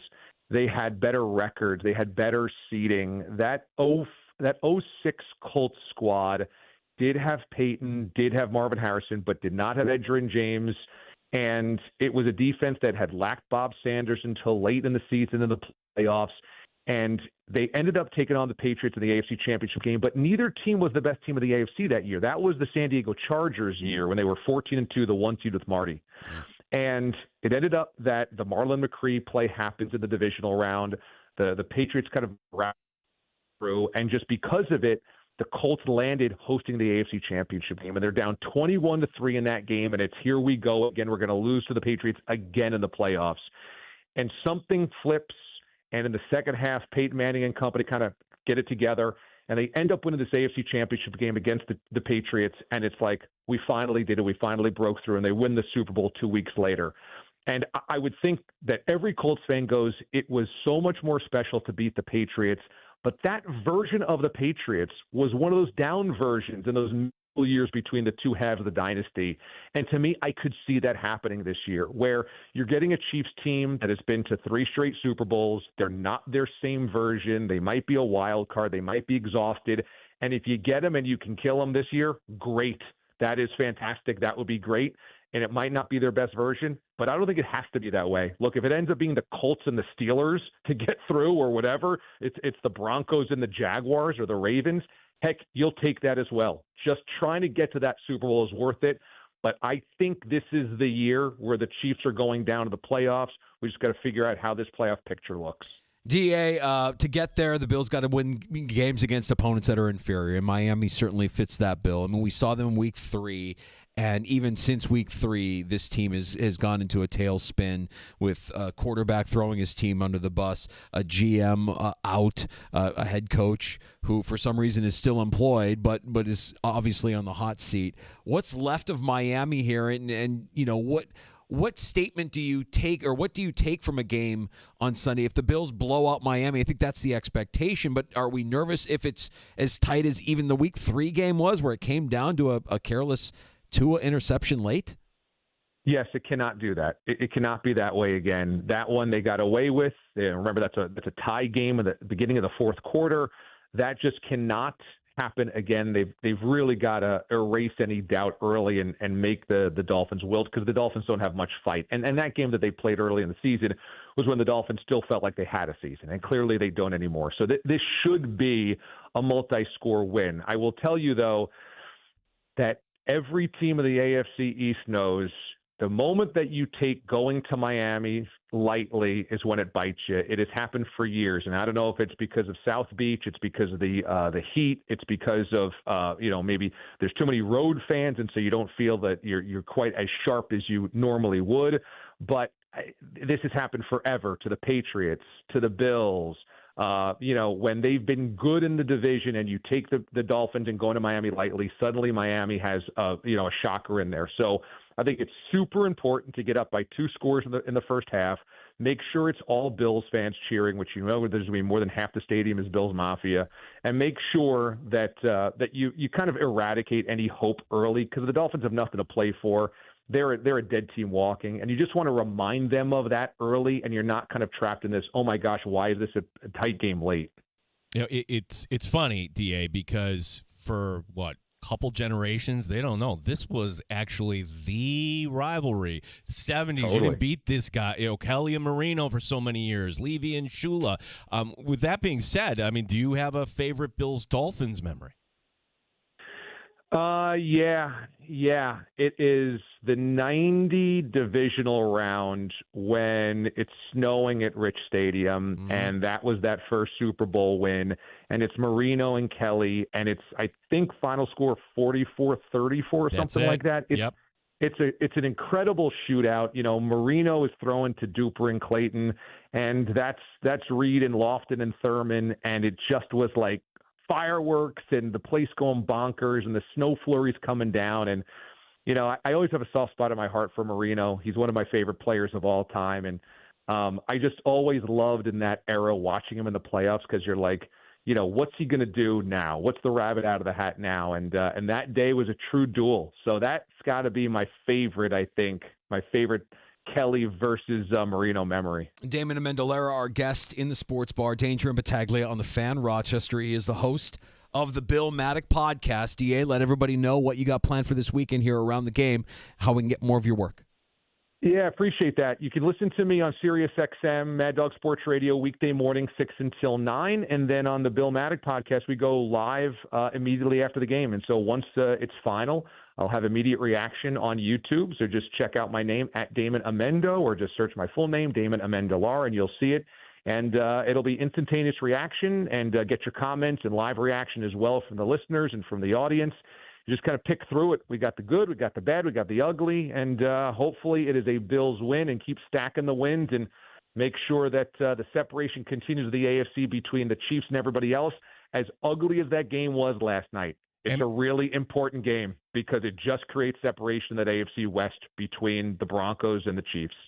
And because you worked here one summer, we claim you as our own native Rochesterian, Damon Amendolara. Thank you. I'm going to end up sending you the fake football card that I made at training camp that year, where you put on the Bills helmet and you put on the Bills shoulder pads, and they take that promotional fan photo. I've got that from that summer in Rochester. I got to send to you guys. We got to get a clip of you calling Rhinos games. I think that's what we're all waiting for. Yeah. We want to hear an air check of you calling a Rhinos game at the ballpark. I have that somewhere, but it's on cassette tape. So you guys, I hope you have a cassette player to pull that off of. Are you kidding? Our equipment's so old here yet? DA, have a great weekend, man. Thanks for the time. Thank you, boys. Appreciate it. There he is, David Amendolara, host of the Bill Maddock podcast. Unbelievable. Just a historian of sports, too. I love that he can just pull. Like, 1990, I don't remember anything from 1990. I was in high school. I don't remember that game. He knows the score. He remembers it. And he's younger than us. Here's my story about that game. Tell me. My buddy Nick gets tickets. Oh, and this is like the one I'm home from college. Uh-huh. And now I can kind of confess. And this is like the night before. And I got to work the next day. I'm working at the Wegmans Mount Read service desk. Hell yeah. So there's no way I can get anybody to fill in for me. What do I do? I'm going to call in. The manager, her name is Lori Antonelli. Lori knows I'm a Bills fan. Hey. Lori knows Of course she knows you're a Bills fan. She's a die. She's still in town, and she probably knew this. So I'm like to my folks, like, what am I going to do? And they're like, calling sick. And that goes against my code. They're like, no, we'll cover for you. Sure enough, okay, I get home, exciting win, 44-34. I remember this game, and I remember because of the snow, everything else, it was so exciting. Andre Reed running right toward us, She called the house. Looking for you. Yeah. Well, no, I called in the morning, and then she called just to have a question, and then my dad covers for me and says, no, he's in bed resting. So thank you, Dad. Got to see that game. Since we're talking about Dan Marino, I feel like I should share Tommy's bonus pick from this morning because it's an all-timer. You ready for this? This is from the break room this morning. Mm-hmm. Tommy tells it like it is. Tommy's bonus pick is that the Dolphins will look so poor on Sunday. They will get beaten so bad on Sunday that Dan Marino will drive to Mike McDaniel's house with a Molotov cocktail and burn it to the ground. Dan Marino will commit arson against Mike McDaniel. He'll be so upset at the Dolphins' performance on Sunday. Then you have to go around the room and say, no, that won't happen. And I think he didn't really have that planned. I think he knew that the Miami Heat coach had his house burned. Yeah. So he saw that, and then he said, who else is going to get their house burned down? Mike McDaniel. It's going to be Dan Marino with the Molotov cocktail, whipping it to his house, and he's going to be so upset. And we're thinking to ourselves, Marino did have a temper. His face would turn red, veins popping out. Yeah. He ran hot. He was a fiery dude. So, can't rule it out entirely. I don't think it's going to happen. I do think the Dolphins are going to play poorly. But I think Marino will probably refrain from committing a crime after the game. Just my guess. Love having DA on with us every week. Do you think Bill Maddock podcast? Do you think Don Stevens has any of those Rhinos audio? That would be hilarious. I got to ask him. Of DA? Well, no. Don is the play-by-play voice of the Rhinos. Mm-hmm. DA is the studio host. So DA coming back, and they actually had a Rhino post-game call-in show, if That's you can right. imagine. Yeah. That's right. Good stuff. Yeah, we're claiming him as ours. DA is one of us. Yeah. Absolutely. Happy Hour is next. We'll give our predictions for Sunday. We've got a couple of other stories and notes from around the NFL to get to as well. A round of shots, last call. You can pull up a stool and join us anytime. Phone lines are open at 585-866-4FAN. 866-4326.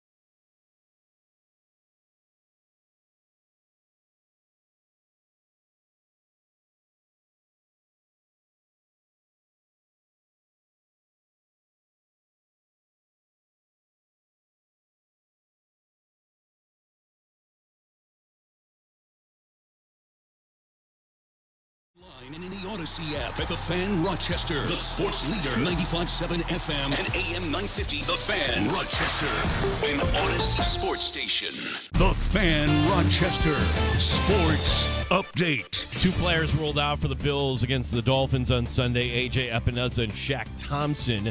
4 players are questionable: Josh Palmer, Christian Benford, Taron Johnson, and Daquan Jones. Chris Brown, the voice of the Bills on this matchup against Miami. The Dolphins usually play them pretty close. I just think you got to be careful. The defense has got to really mind its P's and Q's with all that pre-snap eye candy, don't over pursue. They got to play very disciplined on defense. Put them into obvious passing situations, then you can get after Tua and you got them right where you want. Coverage begins at 9 a.m. this Sunday here on The Fan. Tonight, hockey night in Rochester. The Amherst coming off a loss to Syracuse. Wilkes-Barre Scranton is the opponent. Don Stevens and Andrew Mossbrooks will be by at 7 o'clock with the call. RIT hockey home tonight against Mercyhurst. Sabres captain Rasmus Dahlin is taking a leave of absence. Gene Battaglia, the sports leader, The Fan Rochester.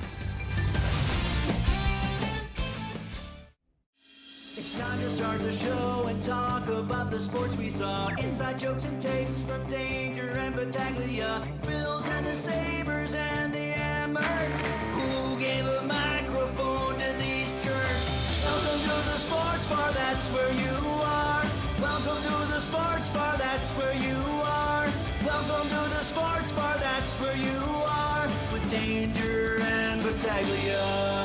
It is happy hour in the sports bar. Danger and Battaglia, glad you've chosen us to spend part of your Friday evening with at 95.7 FM, AM 950, the Odyssey, iHeartRadio, TuneIn apps, or the stream on our YouTube and Twitch channels. You can find us at The Fan Rochester. I'm Danger.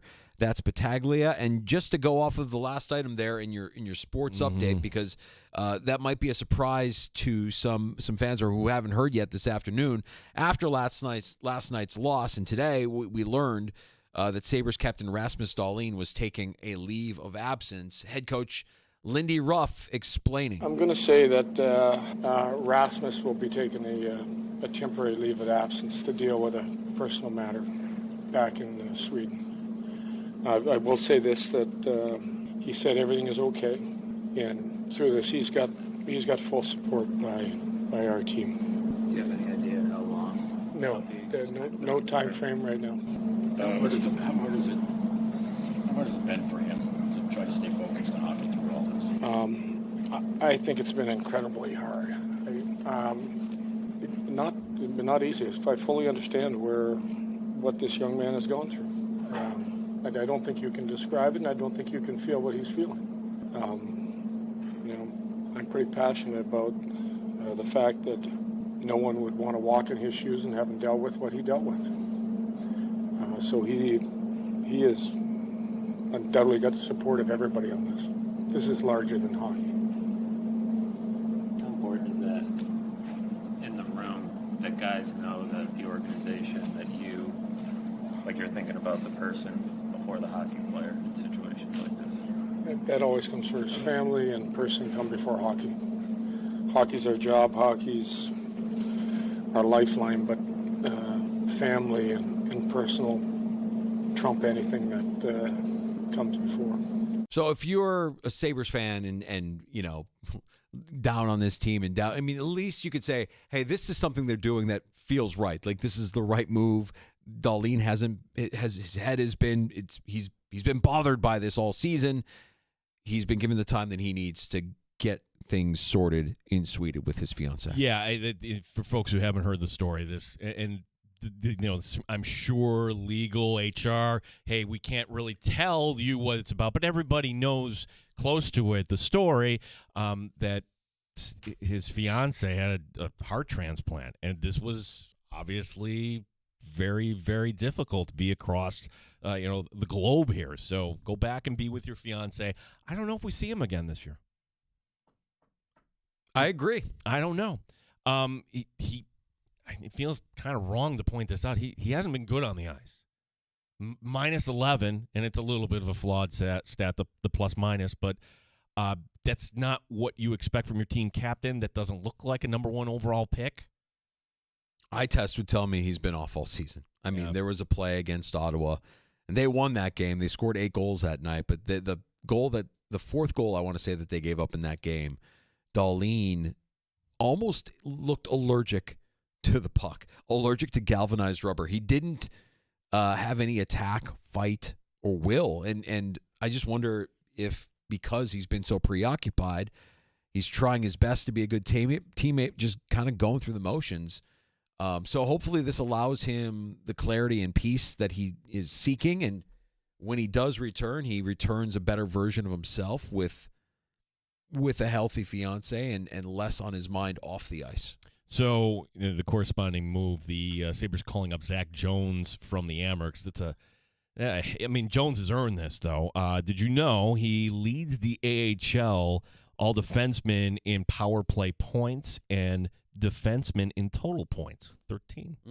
So, yeah, good luck, and maybe that's the last we see of Zach Jones here. Amerks, speaking of the Amerks, looking to end a 2-game skid. It's Scranton-Wilkes-Barre tonight, the Penguins at Blue Cross Arena, just after 7 o'clock, and we'll have the action for you here, your proud home of Rochester Americans hockey. Keys to the game, head coach Mike Leone. Well, you got to make sure you're above the puck. If you're not above the puck, they're going to have 3-on-2s, odd man rushes all night. They're really good from offensive transition. When the puck is turned over, they can get above you. A lot of the concepts that we try to use. And then you got to manage the game. If you want to play hope hockey and make 9 passes and through the neutral zone and play one-on-one hockey, we're going to be in a lot of trouble tonight. So you got to make sure you manage the puck, you manage the game. You got to play really smart. Even on changes, they're really good in transition. Like if you don't change properly and you get in trouble, they can move on you really quick. So we just have to play hard. It's got to be a really hard game from our group. Amerks hockey tonight starting at 7 on the Fan. Yeah, and keep this in the back of your mind too, because we won't be able to have the full post game for the Bills. It's a 5 o'clock Sunday puck drop in Hershey. Oh, come on, AHL. These are the 2 franchises. You're dropping this on a football Sunday. Amerks at Hershey, be better than that. It was a one-off, so the Amerks going down there. But love to see if the Amerks can pick up 4 points against these 2 teams over the next 3 days. Now to that game you just mentioned, the Bills traveling to South Beach. They're taking on the Miami Dolphins on Sunday. It's a Dolphins team that is reeling and certainly not the same as we saw in Week 3 when the Bills won by 10 on a late Tua Tagovailoa interception.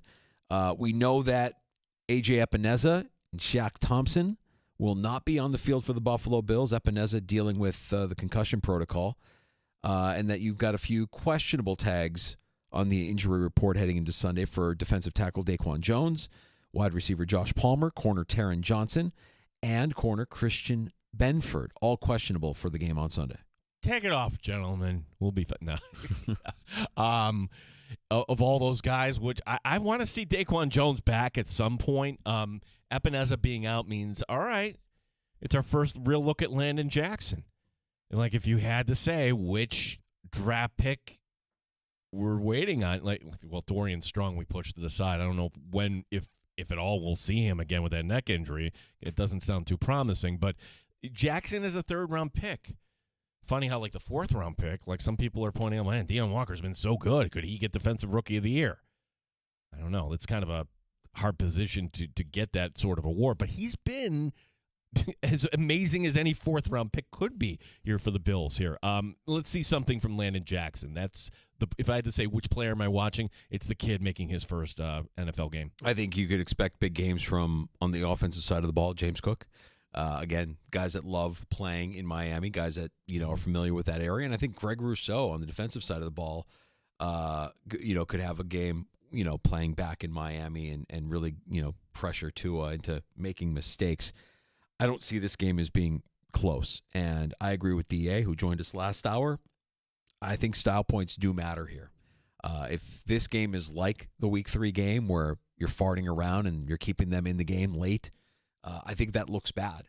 We're here on a Friday after a team just won their 8th game of the season last night saying the Denver Broncos are frauds. They're frauds. There's no way that team is better than the Buffalo Bills. Now, if the Bills lose on Sunday, or if not lose, but if it's close and they eke out a win, yeah, then I'm saying, the Bills might be fraudulent as well. Well, DA pointed out something hey, we saw this a lot with the Patriots. Wait a second, New England lost that game? You go down to South Beach, it's warm. If you're not in the proper mindset, and then you're showing up in a stadium where everybody loves you because there's going to be more Bills fans. Correct. And it's like you're always going to have like the opposing fan base, more often than not, I should say, having more than the Dol fans down there. It in that sense, it could be a little trappish. But when you just hand away your top defensive lineman, when you're all these injuries on offense, you fire the GM. There's just like a lot not to like about the Dolphins here. And to me, the best way for the Bills to win this game is to start fast. Do not give them any hope. Hope was what you gave them back in September. The fact that the Bills had only 3 possessions in the first half, and you could say that was on the Bills' offense. No, it was on the defense not able to get off the field. And I also think that with McDermott being more involved in the defense as we've seen the last 2.5 games, that will result in a different outcome from the defense against Tua, against the Dolphins. Slow down Achane and make Tua try to beat you with his arm. I don't think he can do it. I don't think they have the talent to match it up. I think you've got speed now with Hairston that can match up with Waddle. I have the Bills winning this game easily, 38-13, the final on Sunday. I have it 28-13. 2 scores, just enough. They'll take the foot off the pedal at the end, probably. I want Mitch Trubisky sighting in the fourth quarter. I want that kind of punishment on the Dolphins, and I do think it matters. I do think some style points matter in this situation. You're playing at one of the worst teams in the NFL. Yes, they're a divisional opponent, but you should beat up on the Miami Dolphins on Sunday. Yeah, last year, that was early on when the Bills had to go down there. That was James Cook. 3 touchdowns, putting that one away early. Tua getting hurt in that game. Mm-hmm. Are the Buffalo Bills in first place come Monday? Excellent question, Mike Danger. No. I think New England, when DA said, and actually was, Armando talking about Mike Vrabel. All right, New England, this is, okay, are you for real here? Tampa coming off a bye. Tough one, right? Like, I always think about when I'm evaluating games and trying to pick a side, head coach and quarterback. Who's got the better head coach? Who's got the better quarterback? In this matchup, New England and Tampa, I think Vrabel's the better head coach. I still think Baker is a better quarterback than Drake May. Tough. It's going to be a tough one. Doesn't sound like Godwin's back. Doesn't sound like Bucky Irving's back either. So correct. Yeah. Tampa always finds a way to kind of stay in these games and keep it scrappy. And the Patriots are hot. Winners of 6 straight. We'll see. We'll see what the world looks like when we return on Monday and assume that the Bills get one over on the Dolphins to move to 7-2. Crazy to think that McDermott has only lost twice to the Dolphins. And we remember both scenes at the end, right? The Charles Clay. And the Heat game. The Heat game, yeah. The Heat game with McKenzie not getting down, not being able that should have been a tying field goal attempt. After all that happened in that game, Bills. You had nobody left. Everybody was dead. Everybody died on that field. You had nobody left. And, it came down to this foolish mental error. What are they saying, 85? Yeah. I mean, that 85 is still, it's hot, but it's not the kind of heat that they were playing in that day. The Heat game was brutal. And like always, there's a chance of showers, so who knows? Maybe it won't be too sunny. It won't be too much of a scorcher. We'll see. Are you going to be able to follow along? So you are going to Chicago. I am. You will be watching Giants and Bears, and I think for my sake, I hope your Bears win here. They shouldn't lose to the Giants. I hope they win too, man. That would be disappointing, especially after the way that last week went, where I kind of left them for dead. They gave up an onside kick to the terrible Bengals. And the defense needs to tighten it up. They gave up a lot of yards and a lot of points to a Cincinnati team. I don't know that the Giants have the same kind of weaponry, but the Giants going into this week with 2 wins and a report that Brian Daboll was going to lose his job on the plane ride home from Denver after they lost that game. I wonder how that locker room is feeling going into this week. I think they'll be a little bit more fired up than a team like Miami, let's say. I think Miami just realizes, like, this is the Hindenburg. It's going down in flames. But at least with the Giants, you have a quarterback who inspires and makes people believe. He's going to be a gamer. Always. He's going to be a gamer, and if it's a crappy weather day, and it's expected to be a crappy weather day. He'll be a threat with his legs, whatever. Yeah, I would expect a lot of Tyrone Tracy, maybe a little Devin Singletary for the Giants this week. Mm-hmm. So that's my plan for, and will I be able to follow along? I'll record it. I'll watch it later in my hotel room. Well, the Bills have taken the last 7 in this matchup with Miami in the all-time series. And we talked about this with DA. Think about this, that the Bills went an entire decade, twice a year. Don Shula, get out of here. Get out of here. Get out of here. The Bills win this game, and they should. The series will finally be tied up. Really? Yep. 62-61 and 1. Miami leading the all-time series. But again, they were on a 20-0 run there in the 1970s. Wow. Yeah, that's great. And as long as Josh Allen is the quarterback of the Bills, I don't see that coming to an end anytime soon. He owns them. No, the only way the Bills lose this game is if the Bills beat the Bills. That's it. Don't turn the ball over, kid. That's it. Okay, there's the word on the Bills as they get ready to travel down to Miami. And you'll hear that action on the Fan Rochester pregame coverage starting at 9, kickoff just after 1 o'clock. Some other notes from around the NFL. And we talked about the Broncos holding off the Raiders last night on Thursday Night Football, a 10-7 win. But it was ugly offensively for the Broncos. In fact, they have the lead late in the third. The offense is performing at such a poor level that they're getting hit with boos. Raining boos in the Mile High City. And they're about to win their 8th game. That looked like circa 2008 Thursday Night Football. Like, this is gross. Yeah. This is the Raiders actually had a chance to tie that up. They missed a field goal with 4 minutes to go. Mm-hmm. Following the game, too, like there's Pete Carroll. That looks like an argument with a special teams coordinator. Turned out it wasn't some sort of kerfuffle. The special teams coach lost his job today. The story isn't about the Raiders. It's about the Broncos. And are they good? Are the Colts any good? Yeah. Well, I hope the Colts are good. They're our Week 10 pick in Survivor. Take care of Atlanta in Germany. Mein Hut, der Hot, Dreiecken. Let's go. Indiana Jones. My hat has 3 corners. My hat has 3 corners. Mein Hut, der Hot, Dreiecken. It was a song they taught us in German class. It's all I remember. Besides the obvious Ja or Nein. See, like 30 years from now, you'll be singing things you didn't even think you'd be singing. Beer. I remember beer, yeah. I remember the important things. Antonio Brown. Just allow yourself to wonder what the world would have looked like if that deal had actually been consummated. If the Bills actually ended up with Antonio Brown instead of going the Steph Diggs route. And the Steph Diggs route wasn't without its flaw, but yeah, he's a different kind of crazy than what we're talking about with AB. It's a little alarming. We can remember certain things about both these guys. McDermott and Bean, who we hold in high regard, right? Sean McDermott actually thought it was smart to leave Nathan Peterman out there for 5 interceptions and start Peterman over Josh Allen, we should say, week 1 in 2018. For me, Brandon Bean trading for Antonio Brown. That deal was reported. Woke up early that morning. Oh, my gosh, they traded for Antonio Brown. Well, I know he's a little crazy. And, well, as the story goes, like Brown was like, no, I'm not going to Buffalo. And then everybody pulled the plug on the deal. So it never got consummated. And then later on, I don't remember, days, a week later, whatever, that's how the Diggs trade, flipping a first over to Minnesota to get Diggs. And, look, Diggs was great. Diggs, he's a criminal, though.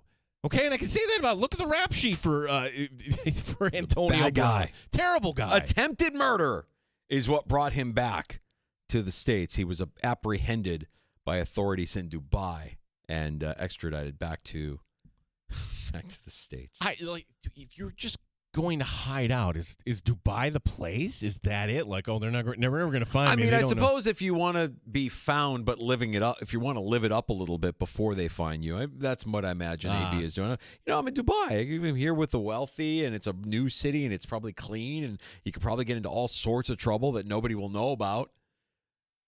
And then, yeah, they find him, and they bring him back. So, if he's convicted, he could do up to 15 years for the attempted murder. Yeah, and you can't shoot it. Not supposed to shoot a gun in public in a crowd of people. Not really a good move. I think that Perfect hit ruined AB.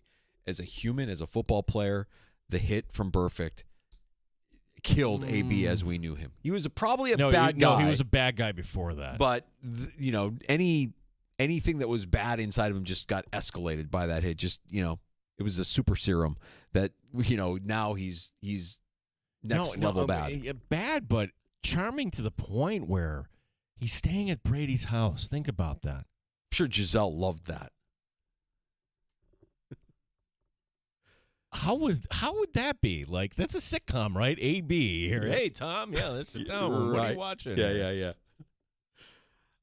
So he's back in the States, and we'll continue to see what happens here with AB. It's a tragic story because he had so much talent as a player for all those years in Pittsburgh, and it just spiraled out of control very, very quickly. All right, Gino, what do you say? Should we get to a round of shots next? Yeah, let's talk about some of the things here as we've got hockey. Oh, yes, we do here. We've got you want to talk some off-season baseball here? Oh, is baseball right or baseball? something? And here's something too. NBA tonight. No, there's NBA tonight. Oh yeah, we've got the Cup imagine game. Is it an NBA Cup game tonight? Yeah, it's NBA Cup night. All right, I'll know because of the courts. The courts are the only thing that give it away, but I don't know who's doing what and how it all works. I'll tell you who wins it all. We'll all go to the parade together. We'll hang the fake banner. We've got a round of shots. We've got last call. We have plenty of time for your calls if you want to join us at 866-4326. That number again, 585-866-4FAN. You're listening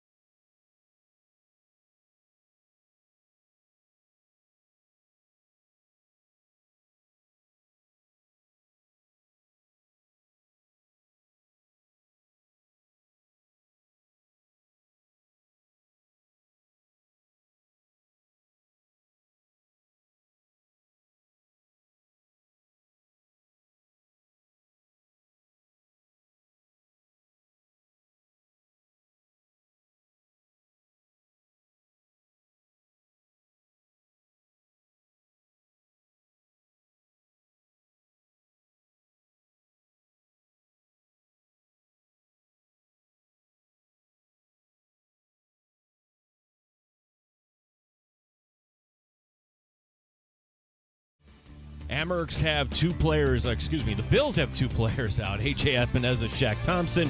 4 players questionable: Josh Palmer, Christian Benford, Taron Johnson, and Daquan Jones.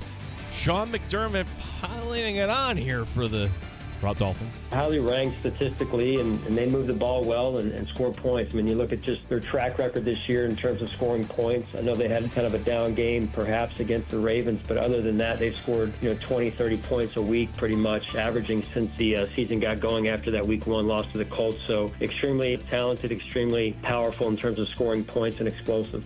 Coverage begins at 9 a.m. on The Fan this coming Sunday. Hockey tonight here in the Flower City. The Amherst hosting Wilkes-Barre Scranton. Don Stevens, Andrew Mossbrooks will have your call beginning at 7. Gene Battaglin, the sports leader, The Fan, Rochester.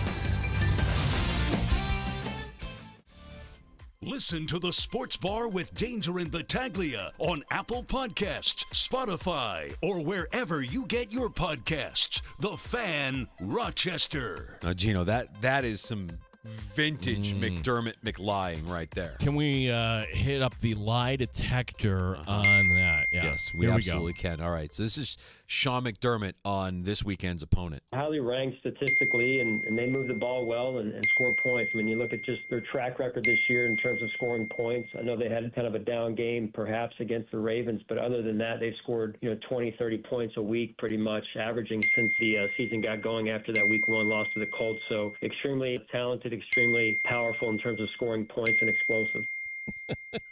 It's a good pace. That's a great pace. Yeah. It's a good pace. That's a lot of lies. Wow. In a short amount of time. Averaging 20, 30 points. If the Dolphins get to 30 points, oh my gosh, this week. It's the same team that got blown out by the Browns. The Browns! You know how sometimes you get the email, so-and-so is departing, we wish them well? That's not the case with this one here. We've got former Fox broadcaster Mark Sanchez being let go. Fox's comment. Wait, what happened with Sanchez? I didn't hear anything about this. What did he do? What happened? No, we'll get to that in a firing second. him? Yeah. Wait, we can confirm that Mark Sanchez is no longer with the network. There will be no further comment at this time. Okay. Yeah. The trial for Mark Sanchez, by the way, will start December the 11th.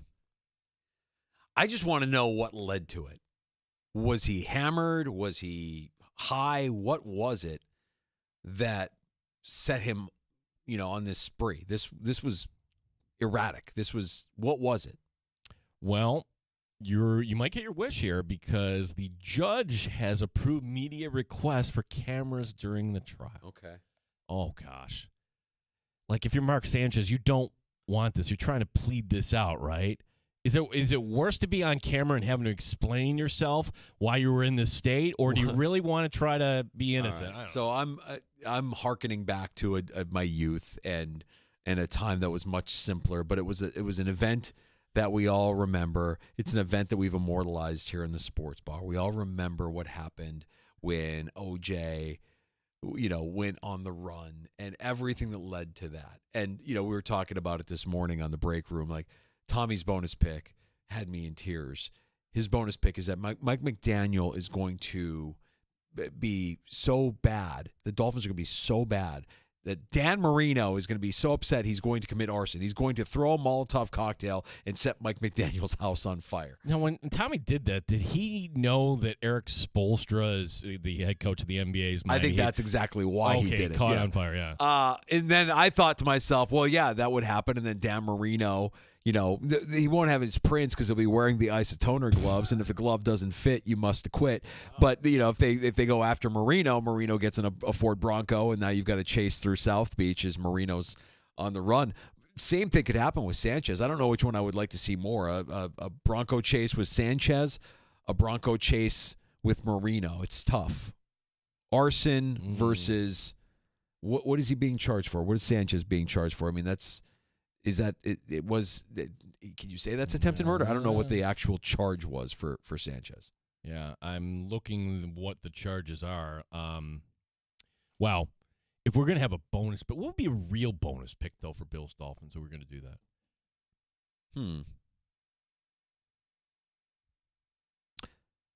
that. Zach Wilson. Trubisky. Yeah, Zach Wilson going in. Zach Wilson. Yeah. Because Quinn Ewers came in, I want to say at the end of a bad, maybe it was the Cleveland game even. I can't remember which game it was, but maybe you see Zach Wilson. It's so bad for Tua that maybe you see Zach. Not because Tua gets injured. We're not wishing that on him, but it's so bad that the head coach has had it. He goes to Zach Wilson, who's actually won games against the Bills. 2 of them, yeah. Yeah. Okay, fine. I brought up Juice, so if I bring up Juice. You got it, Juice. When Chris and I broke up, the Juice was there for me every night. It's like he's not really the Juice anymore. We gotta get you dressed, Juice. Juice, a will? Juice. Come on, Juice. Juice, it's AC. Juice! AC's here! Juice, I heard Juice. It's on every channel. You know I feel the same, Juice. You're gonna tell them yourself, Juice. Juice, your whole family's here, Juice. She's on the house phone waiting to talk to you, Juice. Juice. Okay, Juice? Okay, Juice, we're good to go. You're home, Juice. You know Uncle Juice, and your Uncle Juice is a good man. He's never gonna stop being the Juice. It could explain a lot, Juice. Just hear him out, Juice. He's right, Juice. Listen, Juice. Hey, Juice, this is your life. Juice, please, Juice. Juice, we need an answer. If I didn't do it, the regulars were going to be all over me. I mean, you can't bring up and reference OJ and not play every instance of David Schwimmer as Robert Kardashian saying the word juice in The People versus OJ Simpson. You asked the question, what was Mark Sanchez charged with? Felony battery causing serious bodily injury. That also misdemeanors, a battery causing bodily injury, unauthorized entry of a motor vehicle, and to top it all off, public intoxication. Not great, Bob. And they let him go for that? Okay. There'll be no further comments. Your loss, Fox. At this time. On a more serious note, we talked a little bit about this past hour. Rasmus Dahlin, it was over the summer that he and his fiancée were vacationing in France. She becomes ill, like really ill, and has to go to the hospital, and she's told you need a heart transplant, which she got one back in Sweden. But while you're recovering, you can't be over here across the globe, right? So Rasmus Dahlin is going back. We assume, they didn't say that exactly, but he's taking that leave of absence. On the ice, it's fair to say it hasn't been great for Dahlin this year. He's minus 11 on the plus-minus. Buffalo beginning a 4-game road trip tomorrow night in Carolina since the Amerks play Friday, Sunday this week. We'll have that game for you, 7 o'clock. Zach Jones, by the way, the defenseman, getting called up from the Amerks to Buffalo. Gino, it hasn't been that bad for the Sabres. They're 500 this year. Stop with that. What do you mean? 5-5-4 is 5-9. Are they? Is it 4-4-5 or 5-5-4? 5-5-4. Okay. Well, so they're 500, right? Things that make Gene angry for 500, Alex. You know I'm right on that. I'm not defending the Sabres. I'm not saying that the Sabres are on some path to redemption. They look as uninspired as ever.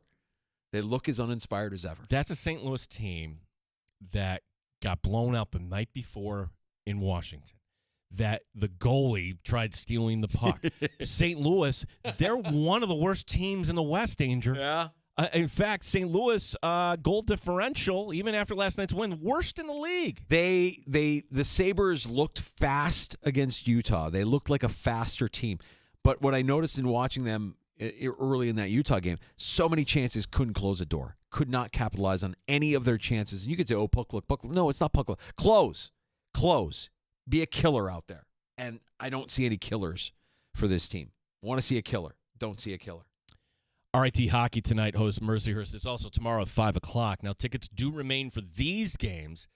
It's the game on January 3rd at RIT that's already sold out. Penn State, the presumptive number 1 pick, Gavin McKenna, likely is not going to be here. He's going to be in the World Juniors. Here's a fun fact that ties in the history of the sports bar. You got former GM Vinny Serrato. Hey. Remember Vinny Serrato? Yeah. Remember Vinny Serrato? Of course I remember Vinny Serrato, Gino. They got to die. Vinny Serrato, would come on. He's doing radio in Baltimore, and he would mention and he'd come up to Rochester, play at the Iceplex. His son was, a travel hockey player. Fast forward to last year. Oh, my gosh. Charlie Serrato is doing well for himself. He's at Penn State, and it turns out as a freshman at Penn State, he was second on the team in points. In danger. Shame on me. I missed this. Charlie Serrato was drafted by Carolina this past June. Now, Serrato's still playing at Penn State. So he'll be there, but we won't see the presumptive number 1 overall pick in Gavin McKenna. But still, knowing that there's a pretty big Penn State following in our community and knowing that Penn State has a nationally ranked program, like that's going to be a big game. Yeah, that will be a lot of fun. And for folks that don't know, like, it's not like the NFL. You can get drafted and, still play your time in college before you go to the pros. 866-4FAN, 866-4326. Mike and Seabreeze. What's going on, Mike?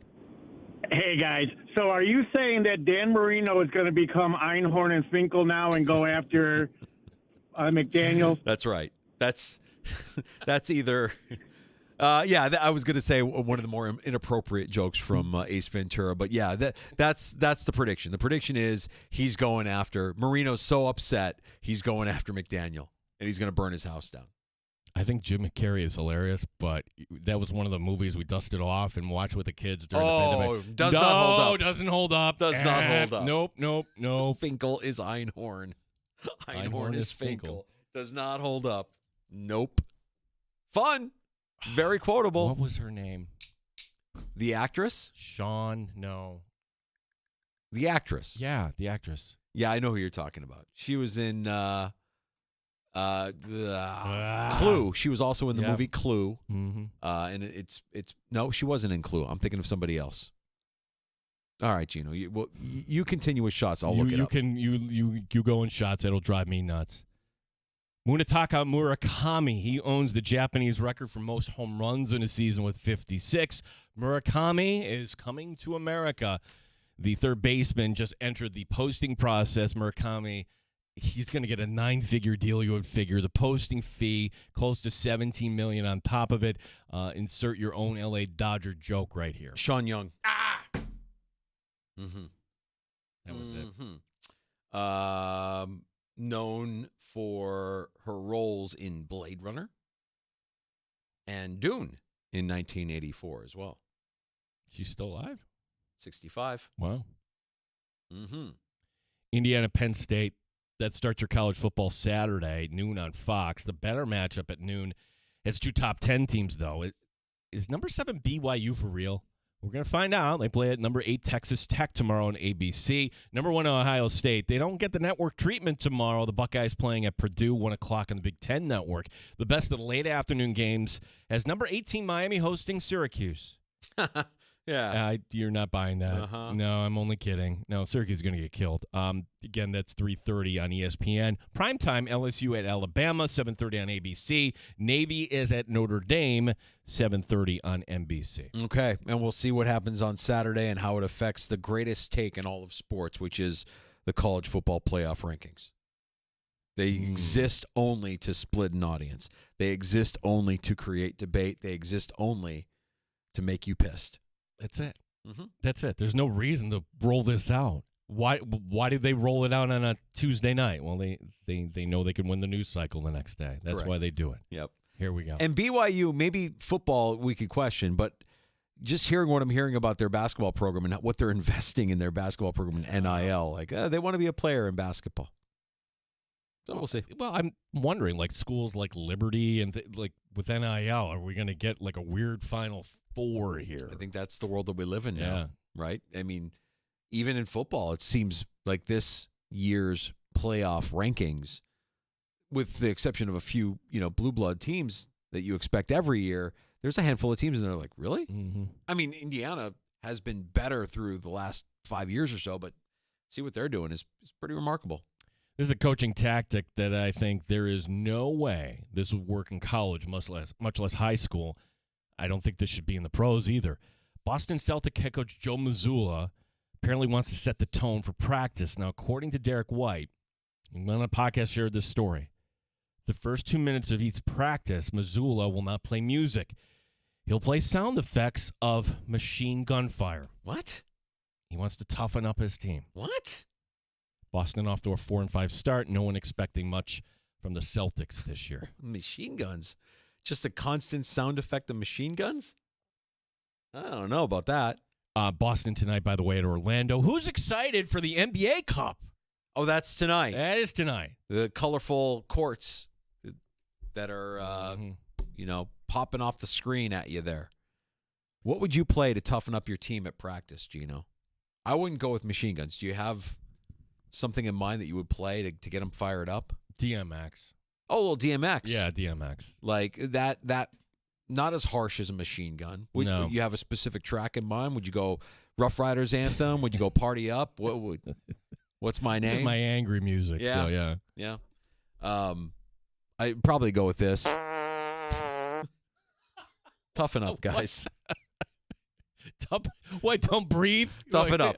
Yeah, hold your breath. Toughen up. Who did that? Was it the basketball coach that was it the Utah guy, Rick Majerus? He farted? What? He was worse. Like he would I thought there were stories that he would actually like drop trowel in practice and like just. So Majerus is the college coach. Layden is the Utah coach. These are two big fat guys. Like Majerus is the guy who was at St. Louis. He's bounced around.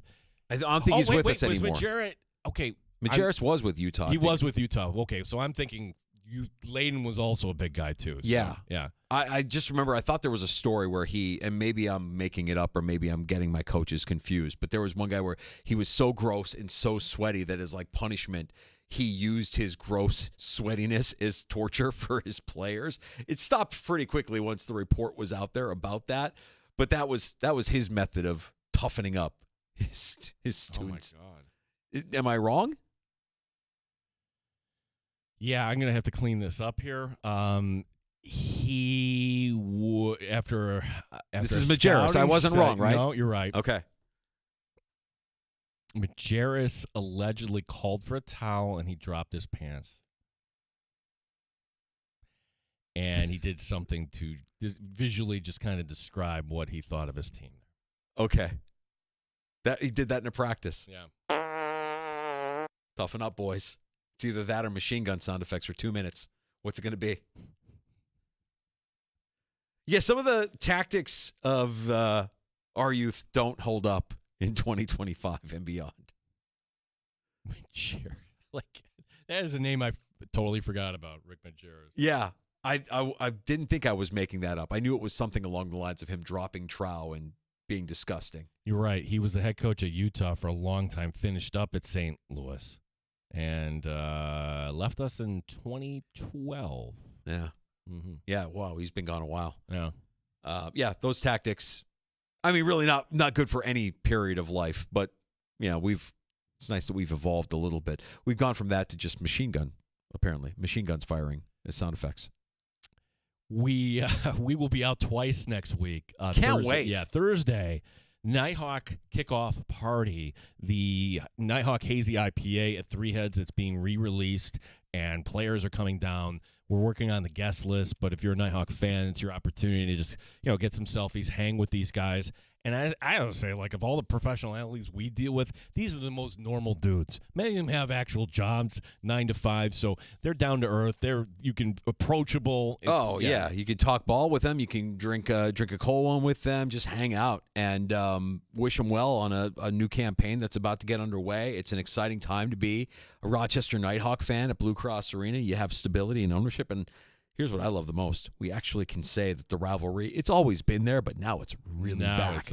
Now it's really back with Buffalo. You have two teams that, Buffalo is the team that we want to try and knock off here. And, when the Pagulas own both teams, yeah, there was a rivalry there, but you almost had to play like little brother to the Bandits. Don't like that. So knowing that it's a new day of Nighthawks lacrosse and we have a lot to get excited about, a lot to celebrate, we will do so Thursday afternoon from 3 until 6. Our old stomping grounds there, Three Heads Brewing on Atlantic Avenue in the neighborhood of the arts. We look forward to seeing you there as we broadcast live. Rick Majerus was a great coach who loved being naked. What is this? Is this the name of his memoir? What is this? It's like, I'm like, what on earth? Okay, yeah, this is all these stories that came out afterward. You just went down the rabbit hole. Yeah, Rick Majerus. I'm like, oh gosh. Well, you continue to do that. Let me remind everybody that not only will we be at Three Heads on Thursday, but on Friday, a week from tonight, we will be live at Remedy inside Finger Lakes Gaming and Racetrack, getting you ready for Bills and Bucks from 3 until 6. We invite you to come out and enjoy the sports bar there inside of Finger Lakes Gaming and Racetrack. Remedy's a great spot. Live music, great action all weekend with all the games. Great place to see your games on Sunday and watch the Bills on Sunday. We will be there live a week from today. Again, 3 to 6. So a couple of opportunities next week, both Thursday and Friday, to hang out with the sports bar, Danger and Battaglia, as we are live and on the streets. One former player, Majerus, would pull his pants down to his ankles and sit in a chair and coach us. One time he said, guys, bringing in, take a knee. And we'd come in and say, no, that is not happening. Right. These are the stories I remember hearing about the late Rick Majerus. So maybe we should not be too critical of the machine gun sound. That's pretty light fare, I'd say. That's you want to know how we've evolved? We've gotten a little bit better, I think. And thus, this is the beauty of the sports bar. We take this great sport. We had great guests today: Armando Salguero, Damon Amendolara, and we land on Rick Majerus. Yeah. Sorry about that, Gino. That's my fault. No, it's fine. What I remember. They were great. And if you missed any of it, our YouTube channel is great. You can go to the Fan Rochester on YouTube and watch any part of the show that you may have missed. You can also find us in podcast form. Search out the Sports Bar on your favorite platform, includes Spotify and Apple Podcasts. Search out the Sports Bar. You'll find all of our guest appearances listed for you there. Amherst hockey tonight. Scranton Wilkes-Barre, the opponent. 7:05 puck drop. Don Stevens will have the call. Got JR Sport Brief on the way next. Enjoy your weekend. We're back on Monday in the Sports Bar, the Fan Rochester. You're listening to the Sports Bar with Danger and Battaglia. 95.7 FM and AM 9.